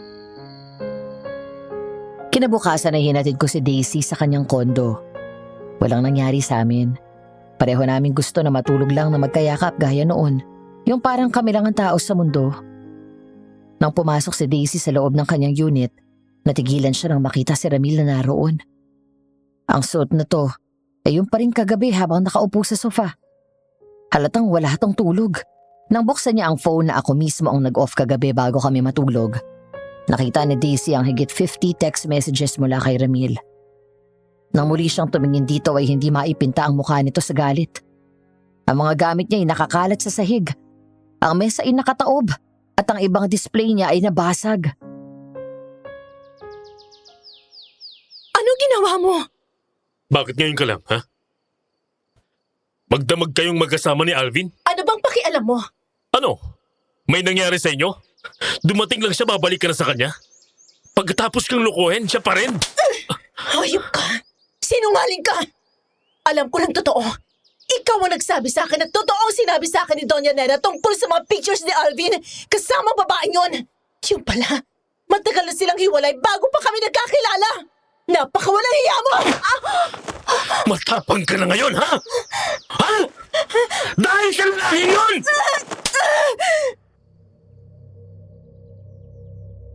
Matapos sampalin ng malakas ay hinablot ni Ramil ang buhok ni Daisy at hinila siya papasok ng kwarto. Tinulak sa kama at sinakyan. Pagkatapos ay mahigpit na sinakal. Pumadyak si Daisy at pilit na tinutulak ito palayo nang hindi siya makahinga, pero hindi natinag si Ramil. Nang magsawa ay binitawan nito ang kanyang leeg at umalis sa ibabaw niya. Ang akala ni Daisy tapos na to, pero nagulat na lang siya nang bigla siyang sinuntok sa sikmura. Saka sinampal ulit ng 3 beses. Hindi pa ito nasiyahan, hinila siya sa buhok at sinipa, saka sadyang hinulog sa kama. Pagkatapos ay muling sinabunutan ni Ramil at mariing hinawakan sa baba. Itong isaksak mo dyan sa kukote mo. Hindi kayo bagay ni Alvin. Alam mo kung bakit? Dahil kabit ka lang. Ha? Kabit ka ng kaibigan niya. Basura ka lang na pinulot at binihisan ko. Ipapaalala ko ulit sa'yo. Utang mo sa akin ang buhay mo. Kaya ako lang ang may karapatan sa'yo. Pag-aari kita. Naiintindihan mo? Sumagot ka! Basura lang ako na pinulot at binihisan mo? Anong tawag mo sa sarili mo? Pinanganak na may gintong kutsara sa bibig? Ipapaalala ko rin sa iyong pinagmulan mo. Isa ka lang magbubukid na nanlilimahid sa putik na pinulot ni Percy. Nilinisan at binihisan. Wala tayong pinagkaiba, Ramil. Kung ano man ang meron ako ngayon, pinaghirapan yon, pinagtrabahuhan. Ikaw, wala kang ginawa kung hindi lustahin ang pera niya. Ikaw ang basura. Palamunin! Ano? Talagang... Sige! Ituloy mo! Sige! Saktan mo ako ulit! Kung hindi pa sasabugin ko yung pagkalalaki mo! Daisy! Daisy, wag! Biglang umatras si Ramil nang mula sa ilalim ng kama ay nilabas ni Daisy ang isang kalibre 45 na baril at tinutok ito. Umatras ang tapang nito at namutla. Tumayo si Daisy nang hindi binababa ang baril. Kung meron man siyang natutunan mula sa ilang taon na naranasan niya pang-aabuso mula sa kanyang sariling ama, kay Mami, at ngayon kay Ramil, yun ay natuto siyang lumaban. Hindi madalas harapan, ngunit palihim. Sana nga hindi mo na lang ako iniligtas sa aswang. 5 taon na pang-aabuso. Mas masahol ka pa sa tatay ko at kay Doña Nena! Mahal naman. Ibaba mo na yan. Sorry. Sorry na. Nagselos lang talaga ako kay Alvin eh. Natatakot lang ako mawala ka sa akin. Sinabi ko naman sa'yo noon kung bakit ko nagawa yun, hindi ba? Dahil unang kita ko pa lang sa'yo, gusto na kita. Ikaw naman ang mahal ko eh. At hindi si Percy. Ginagamit ko lang siya dahil sa pera niya. Kung gusto mo, umalis tayong dalawa. Magpakalayo-layo tayo. Umalis ka na! Daisy, pag-usapan muna natin Aalis to. ka o papatayin kita! Nagmamadaling tumakbo palabas ng kondo si Ramil. Habang ako naman sa mga sandaling yun, naroon pa sa parking lot ng kondo ni Daisy. Hindi ko alam kung bakit di pa ako umaalis. Hanggang sa napalingon ako sa kotse na lumabas mula sa basement parking. Kumunot ang noo ko nang makita ang driver. Kahawig ni Ramil. Pero hindi ako sigurado dahil mabilis itong nakaliko at lumabas sa main road. Maya-maya ay nagring ang phone ko. Si Daisy. Hello, Daisy. Nasaan ka? Nandito pa sa parking lot. Ewan ko. Hindi ako makaalis eh. Gusto pa kitang makita. Bakit ka umiiyak? Alvin, ayoko na dito. Ilayo mo na ako. Hintayin mo ako. Paakit na ako.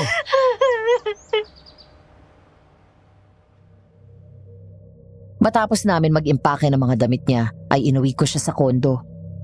Kumain lang kami ng tanghalian, pagkatapos ay nagpaalam ako na papasok ng opisina. Kaya naman naiwan siya doon, mag-isa, at natulog maghapon. Lumipas sa mga oras. Nagising si Daisy na madilim na sa buong paligid. Binuksan niya ang ilaw doon sa kwarto. Nang lumabas siya ay natigilan siya nang makita na may babaeng nakatayo sa sulok sa bandang kusina. Nakatalikod. Mahaba at buhaghag ang makapal nitong buhok. Nakasuot ng mahaba ding damit na puti habang ang main door ay nakabukas. Excuse me? Sino sila? Kumusta, Daisy? Narito ako para tuparin ang sinabi ko sa iyo. Aswang, paano ka nakapasok dito? Maraming paraan. Pero wag yan ang isipin mo. Ang problemahin mo ay kung paano ka makakatakas dahil kapag inabutan kita, papatayin kita. Bakit magalit na galit ka sa akin? Ano bang ginawa ko sa'yo? Dahil ikaw ang nagpapaalala sa akin sa mga magulang mong mamamatay tao.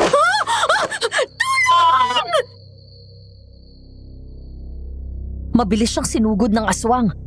Tumakbo palayo si Daisy pero na-corner siya nito. Kakagatin na lang sana siya nang biglang madampot ang isang babasagin na vase at yun ang pinukpok niya sa ulo ng aswang.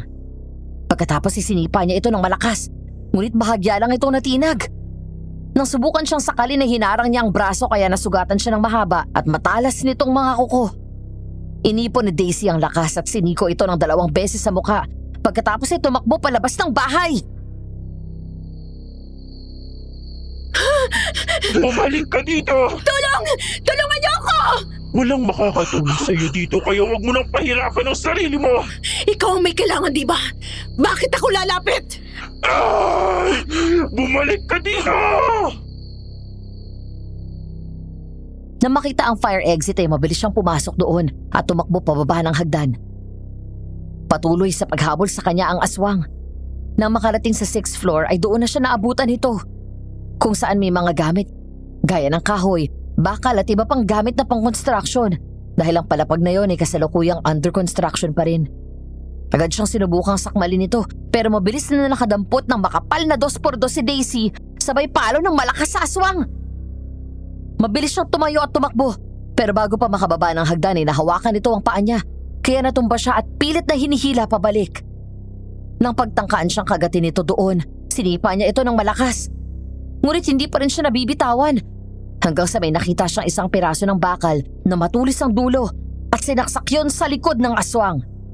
Dahil doon ay malakas na umangil ang aswang. Ah! Walang hiya ka! Daisy! Nandito ako! Nandito na yung aswang! Babalikan ko kayong dalawa! Hindi ko na naabutan ng aswang. Basta ang sabi ni Daisy, nagmadali itong tumakas at bumaba. Sa halip na habulin nito, ay mas nag-alala ako nang makita ang sugat sa braso niya. Mabilis ko siyang nilapitan at kinuha ang panyo ko. Saka ko yung tinali sa may sugat niya nang makita kong wala na yung tigil sa pagdugo. Paano mo nalamang nandito ako? Yung mga patak ng dugo mula sa bahay hanggang dito. Halika na, dadalhin kita sa ospital. Kumapit ka sa akin. Samantala kinagabihan sa bahay nila Percy, bigla siyang tumayo nang makitang pumasok si Ramil sa bahay. Tinignan lang daw siya nito na parang baliwala lang pagkatapos dumiretso sa kwarto nila. Kaya galit na sinundan ni Percy si Ramil. Pagdating sa loob, basta na lang itong naghubad ng damit saka dumiretso ng banyo at naligo. Kahit gigil na gigil ay naghintay si Percy sa paglabas nito. Makalipas ang 15 minutes ay lumabas na ito ng banyo. Nagpunas lang ng katawan at buhok pagkatapos ay walang saplot na nahiga sa kama. Oh, anong problema mo? Saan ka galing? Magdamag kang hindi umuwi. Tawag ko nagtawag sa iyo. Kahit text, hindi mo ako sinasagot. Wala kang pakialam! Sabihin mo nga sa akin ang totoo. May babae ka ba? Lintik na ano ang drama yan! Sagutin mo ang tanong ko. May iba ka? May babae ka ba? O baka naman may iba kang baklang pineperahan? Sino ang babae mo? Sabihin mo, Hoy sino? bakla! Huwag mo akong kulitin! Pagod ako! Baka hindi kita matandya! Tinatanong kita, sino ang kabit mo? Wala ka na doon! Tsaka huwag kang umarte dyan! Pasalamat ka! At sa'yo pa ako umuwi! Hayop ka! Walang yaka! At utang na loob ko pa yun sa'yo? Inamin mo na rin na ginagamit mo lang ako, na pera lang ang habol mo sa akin! Bakit? Bakit ha? Anong pinagkaiba natin? Hindi ba't pareho lang tayong naggagamitan? Ginagamit ko ang pera mo at binibigay ko naman sa'yo ang katawan ko. Hindi ba ako sapat? Lahat na binigay ko sa'yo! Lahat? Bakit? Totoo bang babae ka ba?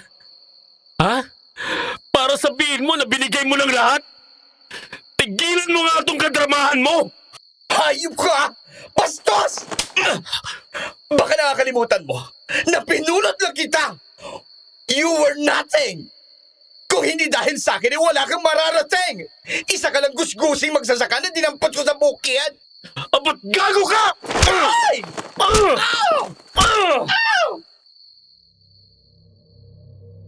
Suntok, sipa at sabunot ang sinalubong nito sa kanya pagbangon mula sa kama. Hindi pa nasiyahan at inuntog ni Ramil ang ulo ni Percy sa pader. Lumaban siya, pero mas malaking lalaki ang asawa at mas malaki ang katawan. Para bang wala itong pakialam kahit mapatay na niya si Percy. Nang nakahandusay na siya sa sahig, tumawa lang ito. Sa apilitang pinadapa si Percy at binaba ang short at underwear.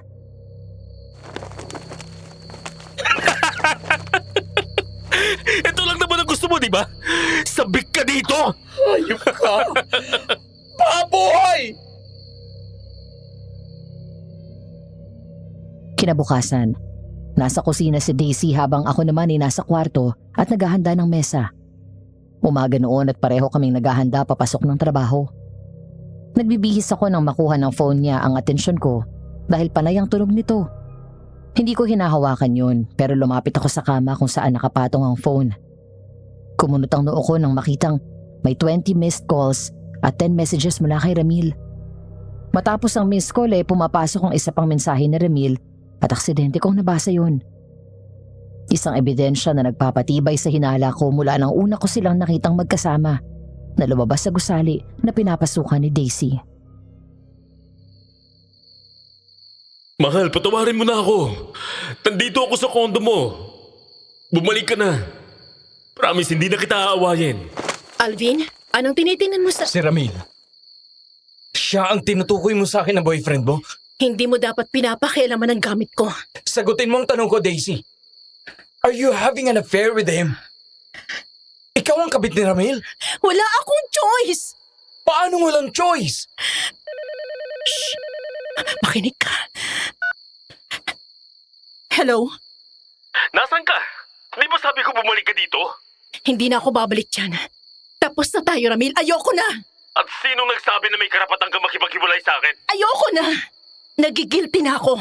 Ayoko na lokohin si Percy. Huwag mong intindihin ang baklang yun. Mas intindihin mo ang galit ko. Kapag hindi ka umuwi dito, ako mismo magpapadala ng sex video natin kay Alvin. Ano?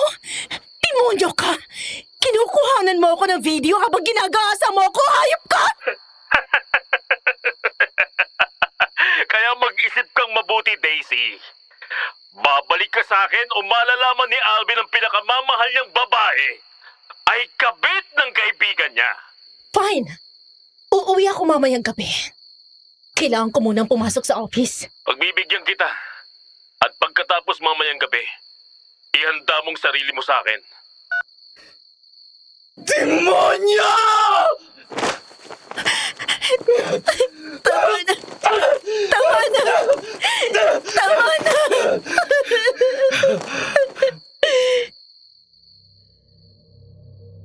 Sa sobrang galit ko ay sinuntok ko ang pader ng ilang beses.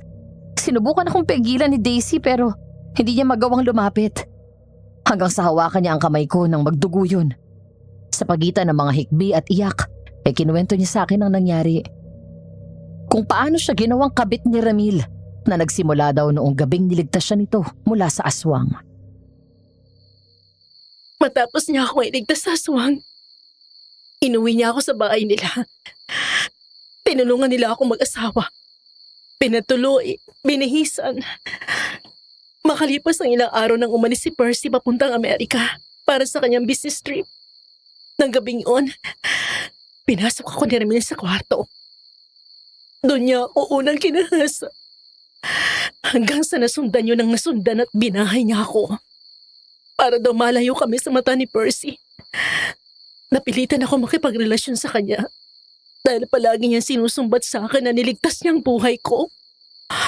O kaya ipapatayin ako at mga kapatid ko. Ganun na katagal? Oo. Sinubukan ko magsumbong sa pulis pero walang nangyari. May kapit siya sa mga pulis dito. Kapag tumatanggi ako, sinasaktan niya ako.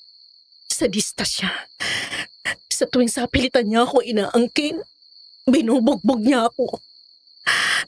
Siya rin ang nagsabi sa akin na totoo daw ang sinabi ng mami mo na may girlfriend ka sa Maynila. At pinaglalaroan mo lang ako. Kaya ako nagalit sa'yo. At hinayaan kang maniwalang patay na ako.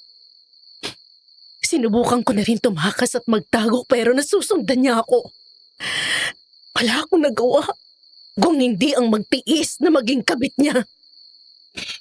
Magbabayad siya sa lahat ng kahayop pa na ginawa niya sa'yo.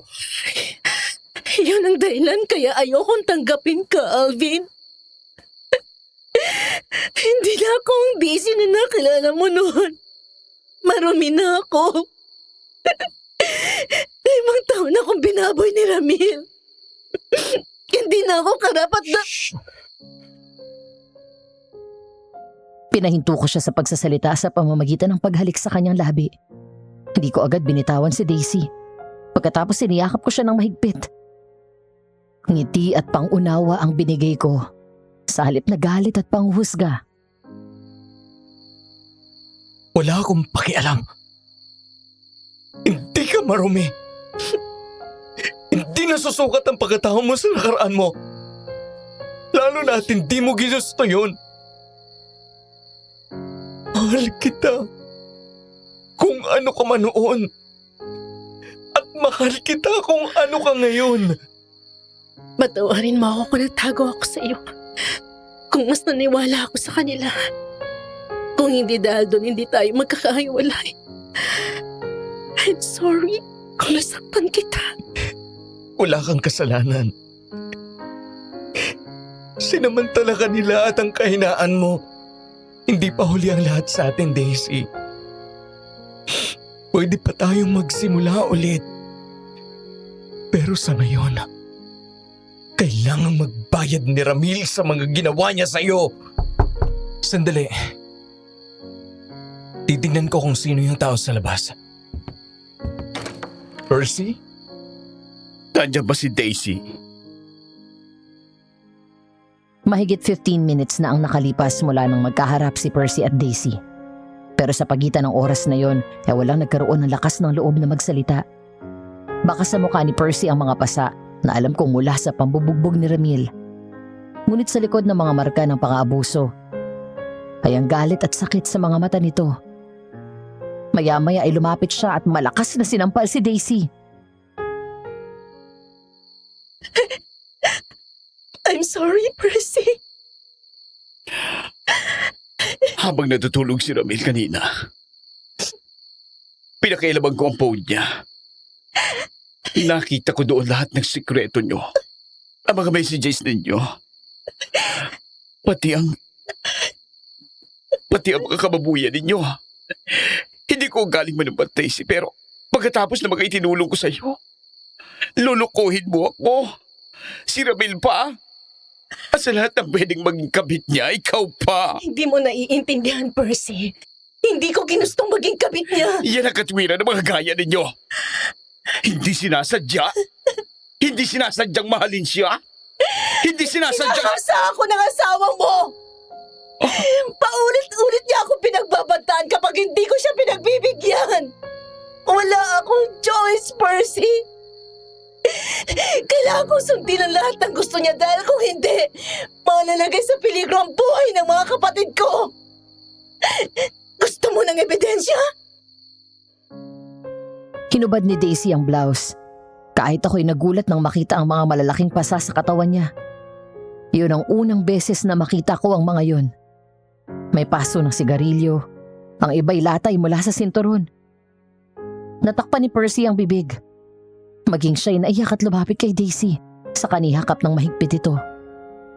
Sa bisig ng isa't isa ay bumuhos ang luha nila. Ang dalawang biktima ng matinding pang-aabuso mula sa isang lalaking walang karapatang mabuhay sa mundo. Ipapakulong natin siya. May naisip ako ibang paraan para makaganti sa kanya.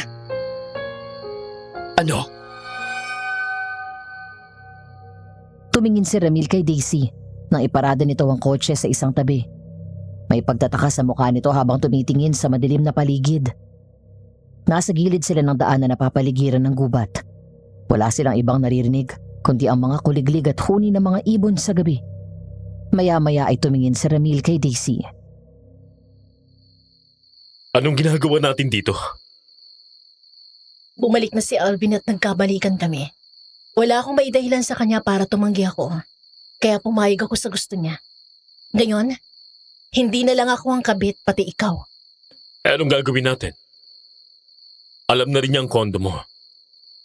Kung gusto mo, bibili na lang ako ng bagong unit pero sa iba. Dun sa malayo. Para hindi tayo masundan ni Percy. Huwag na. Makakahalata lang yun eh. Kaya nga kita dito dinala. At least dito, sigurado akong tayo lang ang tao. Yan. Ganyan nga. Yan ang gusto ko. Yung hindi maarte at sumasabay sa akin. Halika na. Simulan na natin. Ilang araw na akong nananabik sa iyo eh. Sandali, wag dito. Nasaan ang thrill? Kapag dito sa kotse mainit, pagpapawisan tayo. Doon tayo sa labas. Madilim naman eh. Mukhang bumabawi ang mahal ko ah. O sige, halika na. Bumaba ng kotse ang dalawa. Papasok pa lang daw sila sa gubat naglilikot na ang kamay ni Ramil sa katawan ni Daisy. Maya-maya ay sinandal siya nito sa puno. Akmang hahalikan siya nito nang bigla niyang takpan ang bibig ng lalaki at marahan itong tinulak palayo. Nagtataka na tiningnan siya ni Ramil. Bakit? Nakalimutan ko yung kondom sa kotse. Kukunin ko lang. Hindi ako safe ngayon eh. Baka mabuntis ako bigla. Tiyak magtataka si Alvin, baka mabuking tayo. Bilisan mo. Sandali lang ako. Bumalik ka kaagad dito ha. Nagmamadaling bumalik si Daisy sa kotse. Sa halip na kondom ang kunin, nilabas niya ang isang ice pick saka bumaba ng sasakyan at binutas ang gulong sa bandang likod. Maya-maya mula sa tagong sulok ay bumaba ng kotse si Alvin at Percy. Lumapit sila sa akin at sabay-sabay kaming tatlo na naghintay. Maya-maya ay naamoy na namin ang magkahalong insenso at mabangong amoy ng isang bulaklak. Sa isang sulok ay naroon ang albularyo na inupahan ni Daisy. Ayon sa kanya, kumpare daw ito ni Mang Kaloy. Pero hindi gaya ng kanyang ama, mabait daw ito. Daisy! Nasaan ka na ba? Ang tagal mo! Nandiyan na! Sumunod kayo sa akin. Pero wag na kayong lalapit masyado. Delikado. Oo, mag-iingat ka. Nang ako ang lumabas mula sa gilid ng kotse ay nagulat si Ramil. Sumunod sa akin ang dalawa kaya mas lalo itong nagulat. Wala akong sinabi. Basta ko nalang inundayan ng malakas na suntok sa mukha si Ramil. Sunod-sunod. Pagkatapos ay tinadyakan ko siya sa pagkalalaki niya at walang tigil ko siyang sinipa sa tiyan. Nang hindi pa ako nasiyahan ay sinuntok ko pa ulit siya ng paulit-ulit hanggang sa sumabog ang nguso niya at halos sumuka na ng dugo. Traitor kang hayop ka. Tinuring kitang kaibigan. Pero winalangiya mo ko. Pati ang babaeng mahal ko ay nilayo mo sa akin at binaboy mo! Wala akong kasalanan pare. Inakit niya lang ako. Napakasinungaling mo! Babe! Babe, huwag kang makikinig sa kanila. Sinisiraan lang nila ako. Tama na palabas na, Mel. Tapos na maliligayang araw mo ng pag-aabuso sa amin ni Daisy. Sawa na ako sa iyo. You don't satisfy me anymore. Percy, wag. Nagmamakaawa ako. Magbabago na ako. Nangangako ko sa'yo, hindi ko na uulitin. Talagang hindi mo na uulitin dahil hindi na kita bibigyan pa ng pagkakataon para maulit yun! Anong ibig mong sabihin? Hindi ko akalain na darating tayo sa ganitong punto na ipapatawag mo ko sa isang albularyo. Anong kailangan mo sa akin? Isusuko mo na ba ang sarili mo? Hindi. Pero may regalo ako sa'yo. Gusto ko yan. Pero anong kapalit? Sasabihin ko maya-maya. Pero ayan ang regalo mo. Nakita ko na lumasap ang aswang na tila takam na takam sa isang masarap na ulam. Bumaba ang tingin namin kay Ramil na nakaluhod sa lupa. Nang mapagtanto nito ang nangyayari, nang makita ni Ramil ang aswang, ay sumigaw ito ng malakas at takot na umatras at sumiksik sa puno. Aswang! Gusto ko itong regalo mo sa akin. Gwapo, malaman, maganda ang katawan, mukhang masarap. Siya ang bumaril sa'yo nung unang beses mo ako sinugod. Matapos mong patayin ang tatay ko. Oo nga, naalala ko na. Kunin mo na para makaganti ka sa ginawa niya. Kapalit niyan ay mangako ka na kakalimutan mong kami ang nagdala sa kanya sa'yo. Na-flat ang gulong niya. Bumaba siya at dumating ka saka mo siya pinatay. Yun dapat ang kwento. Kahit na magkalaban tayo, ay may isang salita pa rin ako. Sige, tatandaan ko yan. At sisiguraduhin ko na yan ang kwentong kakalat bukas. Salamat sa masarap na pagkain na binigay mo ngayong gabi. Mukhang mabubusog ako. Pero sa susunod nating pagkikita, ikaw na ang papatayin ko. Hindi kita aatrasan. Sandali lang! Huwag niyo akong iwan dito! Daisy! Percy! Pare, sandali lang! Halika dito. Maglalaro muna tayo. Wag!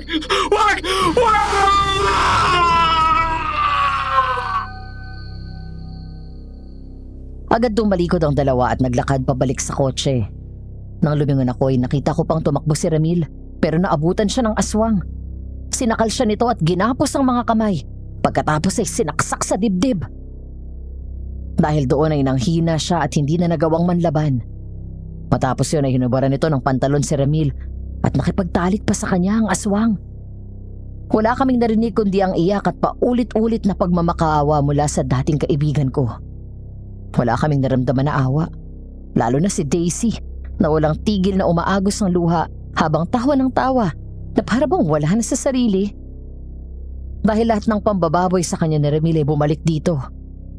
Nang matapos siyang pagsawaan ng aswang ay doon na nito dinukot ang kanyang tiyan at kinain ang laman loob. Sabay hablot ng pagkalalaki nito at kinain rin yun. Lumipas ang isang linggo. Gaya ng plano, nabalita sa bayan namin ang pagkamatay ni Ramil dahil sa aswang. Kung ano ang sinabi ni Daisy sa aswang, ayun ang kumalat. Nagluksa ang mga kaibigan nitong hindi nakakakilala sa totoo niyang ugali, gayon din ang pamilya nito. At kahapon nga ay hinatid na ang kanyang abo sa huling hantungan. Natural na umarte si Percy na malungkot at nagluluksa. Habang si Daisy ay wala akong nakitang bakas ng pagsisisi. Samantala ng umagang yun ng Sabado, nagising na lang ako na wala na siya sa tabi ko. Nang bumangon ako ay nakaligpit na ang mga damit namin na nagkalat sa sahig. Bahagya akong umiti na marinig na may kumikilos sa kusina. Agad akong bumaba ng kama at sinuot ang boxers ko bago lumabas. Tama ang hinala ko. Naroon sa kusina si Daisy at nagluluto habang suot ang hinubad kong long sleeve kagabi na nagmukhang oversize sa kanya. Palapit pa lang ako nang salubungin ako ng mabangong amoy ng tosino. Maya-maya ay lumingon siya at sinulubong ako ng ngiti, kaya agad ko siyang hinalikan sa labi. Good morning. Good morning. Sandali na lang ito. Nakausap ko si Don Fabian kahapon. Tutulungan niya daw tayo na mapadali ang pag-aayos mo ng papeles papuntang Canada. Talaga? Yes. Sandali na lang yun. Kaya ihanda mo ng lahat ng papeles mo. Kumpleto na ako. Ilang beses na rin ako nakapag-travel kapag sinasama ko ni Percy sa mga business trips niya doon sa ibang bansa. Alam mo ba, nung kupkupin ako ni Percy, pinag-aral niya ako. Tapos kasabay nun, tinuturuan niya ako kung paano magpatakbo ng negosyo. Kaya nung makapagtapos ako ng pag-aaral, binigyan niya agad ako ng mataas na posisyon. Napakabait niya. Sinayang ni Ramil si Percy. Kaya nga nagigilty pa rin ako eh. Kapag naiisip ko yung mga ginawa ko sa kanya sa kabila ng kabutihan niya sa akin. Siguro, normal lang na makaramdam ka ng guilt. Pero wala kang kasalanan. Hindi mo ginusto yun. Nga pala, tumawag si Percy sa akin. Mamaya na daw ang flight niya papunta sa Amerika. Hindi daw siya sigurado kung babalik dito eh. Pinapabenta na rin niya sa abogado yung mga negosyong maiiwan dito. Paano ka? Yung trabaho mo? Nagbasa na ako ng resignation letter sa kanya kahapon. Wala ngayon. Mapapanatag ka na. Wala nang mananakit sa'yo. At hindi na ako mawawala ulit. Naputol ang pag-uusap namin nang magring ang phone ko. Sandali akong bumalik sa kwarto at kinuha yun. Isang anonymous number. Nagtataka man ay sinagot ko pa rin yun at bumungad sa akin ang umiiyak at nanginginig sa takot na boses ni Janice. Ang kasambahay at kanang kamay namin ni Mami. Sir, tulungan niyo po ako, sir. Janice? Paano mo nalaman ang number ko? Anong nangyayari? Bakit ka umiiyak? Sir, kunin niyo na po ako dito. Hindi ko na kaya ang pagmamalsado sa akin ni Doña Nena. Ano? Pati ikaw? Ayoko pang mamatay, sir. Sige, pupuntahan ka namin dyan. Magsasama kami ng mga pulis. Salamat po. Ano daw nangyari kay Janice? Kailangan natin siyang i-rescue. Tumawag ka kaagad ng pulis. Habang papunta kami sa bahay ay doon namin tinawagan ng mga pulis para sumunod sa amin. Pagdating sa mansyon ay agad kaming sinalubong ng malakas na iyak ni Janice. Eksaktong pagpasok sa bahay ay naabutan namin si Mami na nakataas ang baston na ginagamit ng daddy ko noong buhay pa siya at ipapalo niya yun kay Janice. Mami! Alvin? Anak? Sir! Tulungan niyo po ako, sir! Lumayo ka sa kanya! Mabilis akong tumakbo at tinagaw ang baston sa kayon hinagis. Si Daisy naman ay nagmamadali lumapit kay Janice saka inalalayang tumayo. Puno ng pasa ang katawan nito. Ang buhok niya ay malagkit na parang may kung anong binuhos doon at may uka-uka at hindi pantay-pantay ang gupit nito. May paso ng plancha sa mga braso at mga sugat na mukhang bago pa lang. At ang iba'y halos pagaling na. Anong klaseng tao ka? Bakit ba napakasama ng ugali mo? Mas masahol ka pa sa aswang na yon. Tinuturuan ko lang siya ng leksyon. Nahuli ko siyang nagnanakaw ng pagkain sa... Sumusobra ka na! Ngayon ako mismo ang sisiguro na makukulong ka. Sarili mong ina, ipakbukulong mo? You're not my mother! Hindi ikaw ang nagluwal sa akin. Mula ng araw na pinutol ko ang ugnayan ko sa'yo, hindi ka na naging ina sa akin. Dahil ang totoong mami ko ay hindi demonyo na gaya mo. Ako ang nagpalaki sa'yo at nag-alaga tapos ganitong igaganti mo? Ikinahihiya kita! Konting tiis na lang, Janice. Parating na mga pulis. Pulis? Hindi pwede. Dahil ako mismo kailangan pumatay sa kanya. Ikaw ang aswang? Hinayaan ko na maltratuhin niya ako para mas maging madali sa akin na patayin siya. At ikaw na anak ng mga taong pumatay sa lola ko ang magbabayad ng atraso ng mga magulang mo. Daisy! Dahil sa gulat ay hindi kaming nakakilos agad. Sumigaw si Mami at mabilis na nagtago sa likod ng silya. Si Daisy na nasa tabi lang ni Janice ay agad itong nasakal matapos magpalit ng anyo at naging aswang. Pagkatapos ay hinagis ito ng aswang at tumama sa pader. Agad siya nawala ng malay nang bumagsak sa mga figurine. Mabilis ko siyang nasalo bago pa mahulog sa sahig at sinubukan ko siyang gisingin. Daisy! Gising! Gumising ka! Dumating na ang araw ng paniningil ko. Ngayon ang 27 taon na kamatayan ng lola ko. Magbabayad ang lahat ng may sala sa pagkamatay niya. Anong ibig mong sabihin? Sino ka ba? Ako ang apo ng matandang nasagasaan ng mga totoong magulang ni Daisy. Kaya ba palagi mong pinagbabantaan ang buhay ni Daisy? Dahil siya ang anak ng nakapatay sa lola mo? Wala pa siyang muwang noon. Wala siyang kasalanan. Inosente din ang lola ko. May Alzheimer siya at nagising siya ng gabing yun at tumakbo. Hinabol ko siya. Kitang-kita ko kung paano siya nasagasaan ng kotse ng mga magulang niyan. Ang mga taong gusto mong singilin ay matagal nang patay. Namatay din sila sa aksidenteng yon. Alam ko. Kaya nga ang anak nila ang magiging kabayaran ng kasalanan nila. Hindi lang ang mga magulang niya kung hindi pati ang nanay mo. Anong ibig mong sabihin? Sinugod ng aswang si Mami. Napaatras siya at sumiksik sa sulok. Pero sinakal ng aswang si Mami sa sobrang galit nito. Pagkatapos ay binaba at sapilitang pinuluhod ito habang mahigpit ang hawak ng aswang sa buhok niya. Sa unang pagkakataon, ang nanay na kinagisnan ko na matapang, mapagmataas at matapobre, nakita ko mahina. Walang laban na takot. Hayon at nakaluhod at miserable ang itsura. Ilang sandali lang ang lumipas matapos nilang masagasaan si Lola. At bumangga ang kotse nila sa puno ay may dumating na isa pang kotse. Bumaba doon si Mang Kaloy at ang demonyo mong ina. Kinuha nilang sanggol sa loob. Yun ay si Daisy. Narinig ko na sinabi nila na sadya nilang pinutol ang brake ng sasakyan para mapatay sila. Pero hindi yun ang importante sa akin ng mga panahon na yun. Lumapit ako sa kanila at humingi ng tulong para mailigtas ang lola ko. Anong sabi ng matandang to? Kasalanan daw ng lola ko dahil tatanga-tanga siya at nakaharang sa daan. Buhay pa ang lola ko noon. Maililigtas sana siya kung tinulungan niya kami. At nang gabing yun, habang tumatakbo ako at naghahanap ng tulong, naharang ako ng aswang at kinagat ako. Kaya ako naging ganito. Kayong lahat ang sumira sa buhay ko! Patawarin mo ako! Anong sabi mo? Patawad? Tama bang narinig ko? Ang mataas at magiting na si Doña Nena ay humihingi sa akin ng tawad. Bakit? Natatakot ka? Janice! Tama na! Lumingon kami at nakita na lang na nagkamalay si Daisy at pilit na bumabangon. Hawak ang ulo at bahagyang inaalog yon para maibsan ang nararamdamang hilo dahil sa malakas na pagkakauntog nito sa pader. Nang tumayo siya ay agad akong umalalay sa kanya at emosyonal na hinarap si Janice.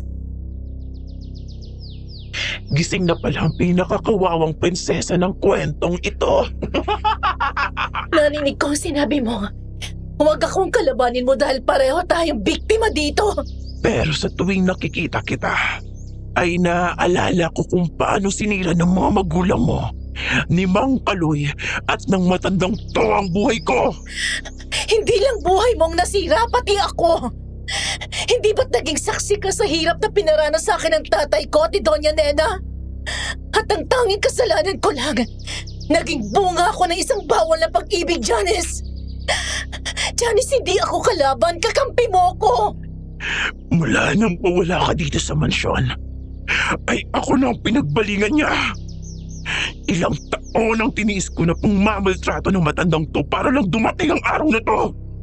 Dahil gusto kong ialay ang ulo niya sa puntod ng lola ko. Kapag pinatay mo siya, hindi ba't parang hinayaan mo siyang takasan ng ganun kadali ang kasalanan niya? Kapag pinakulong natin siya, mararanasan niya unti-unti ang hirap na pinaranas niya sa atin. Ang bawat sabunot, sampal, sipa at hampas. Nararamdaman niya lahat yun sa loob. Hindi ba mas masarap sa pakiramdam na masaksihan mo lahat yun? Biglang binitawan ng aswang si Mami.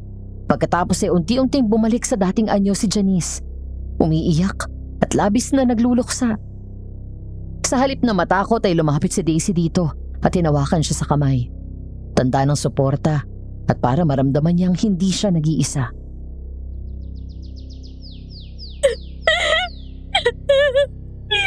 Mahal na mahal kong lola ko, Daisy. Siya lang ang nag-iisang pamilya ko. Kahit na may Alzheimer siya at nakalimutan na niya ang pangalan ko, masaya pa rin kaming dalawa. Pero pinatay nila ang nag-iisang pamilya ko. Ang gusto ko lang naman ay katarungan para sa kanya. Alam ko, naiintindihan ko. Pareho lang tayong ninakawan ng pamilya, Janice. Makakamit natin ang hustisya. Hindi totoo na kabit ang nanay mo ng asawa ni Doña Nena, gaya ng pinapaniwala nila sa'yo. Ano? Narinig ko noon na nag-uusap sa labas si Mang Kaloy at Doña Nena. Nabanggit nila na ang totoong may relasyon ay ang mga magulang mo. Malaki ang pagkakagusto ng tatay mo sa nanay mo. At ang tatay mo naman ay dating kasintahan ni Doña Nena. Galit na galit sila ng magpakasalang dalawa at ikaw ang naging bunga ng pagmamahala nila. Gaya ng sinabi ko kanina, sinadya ni Mang Kaloy na sirain ang brake ng kotse ng mga magulang mo para mamatay kayong lahat. Hindi nila inaasahan na mabubuhay ka, kaya napilitan si Mang Kaloy na iuwi ka at kupkupin.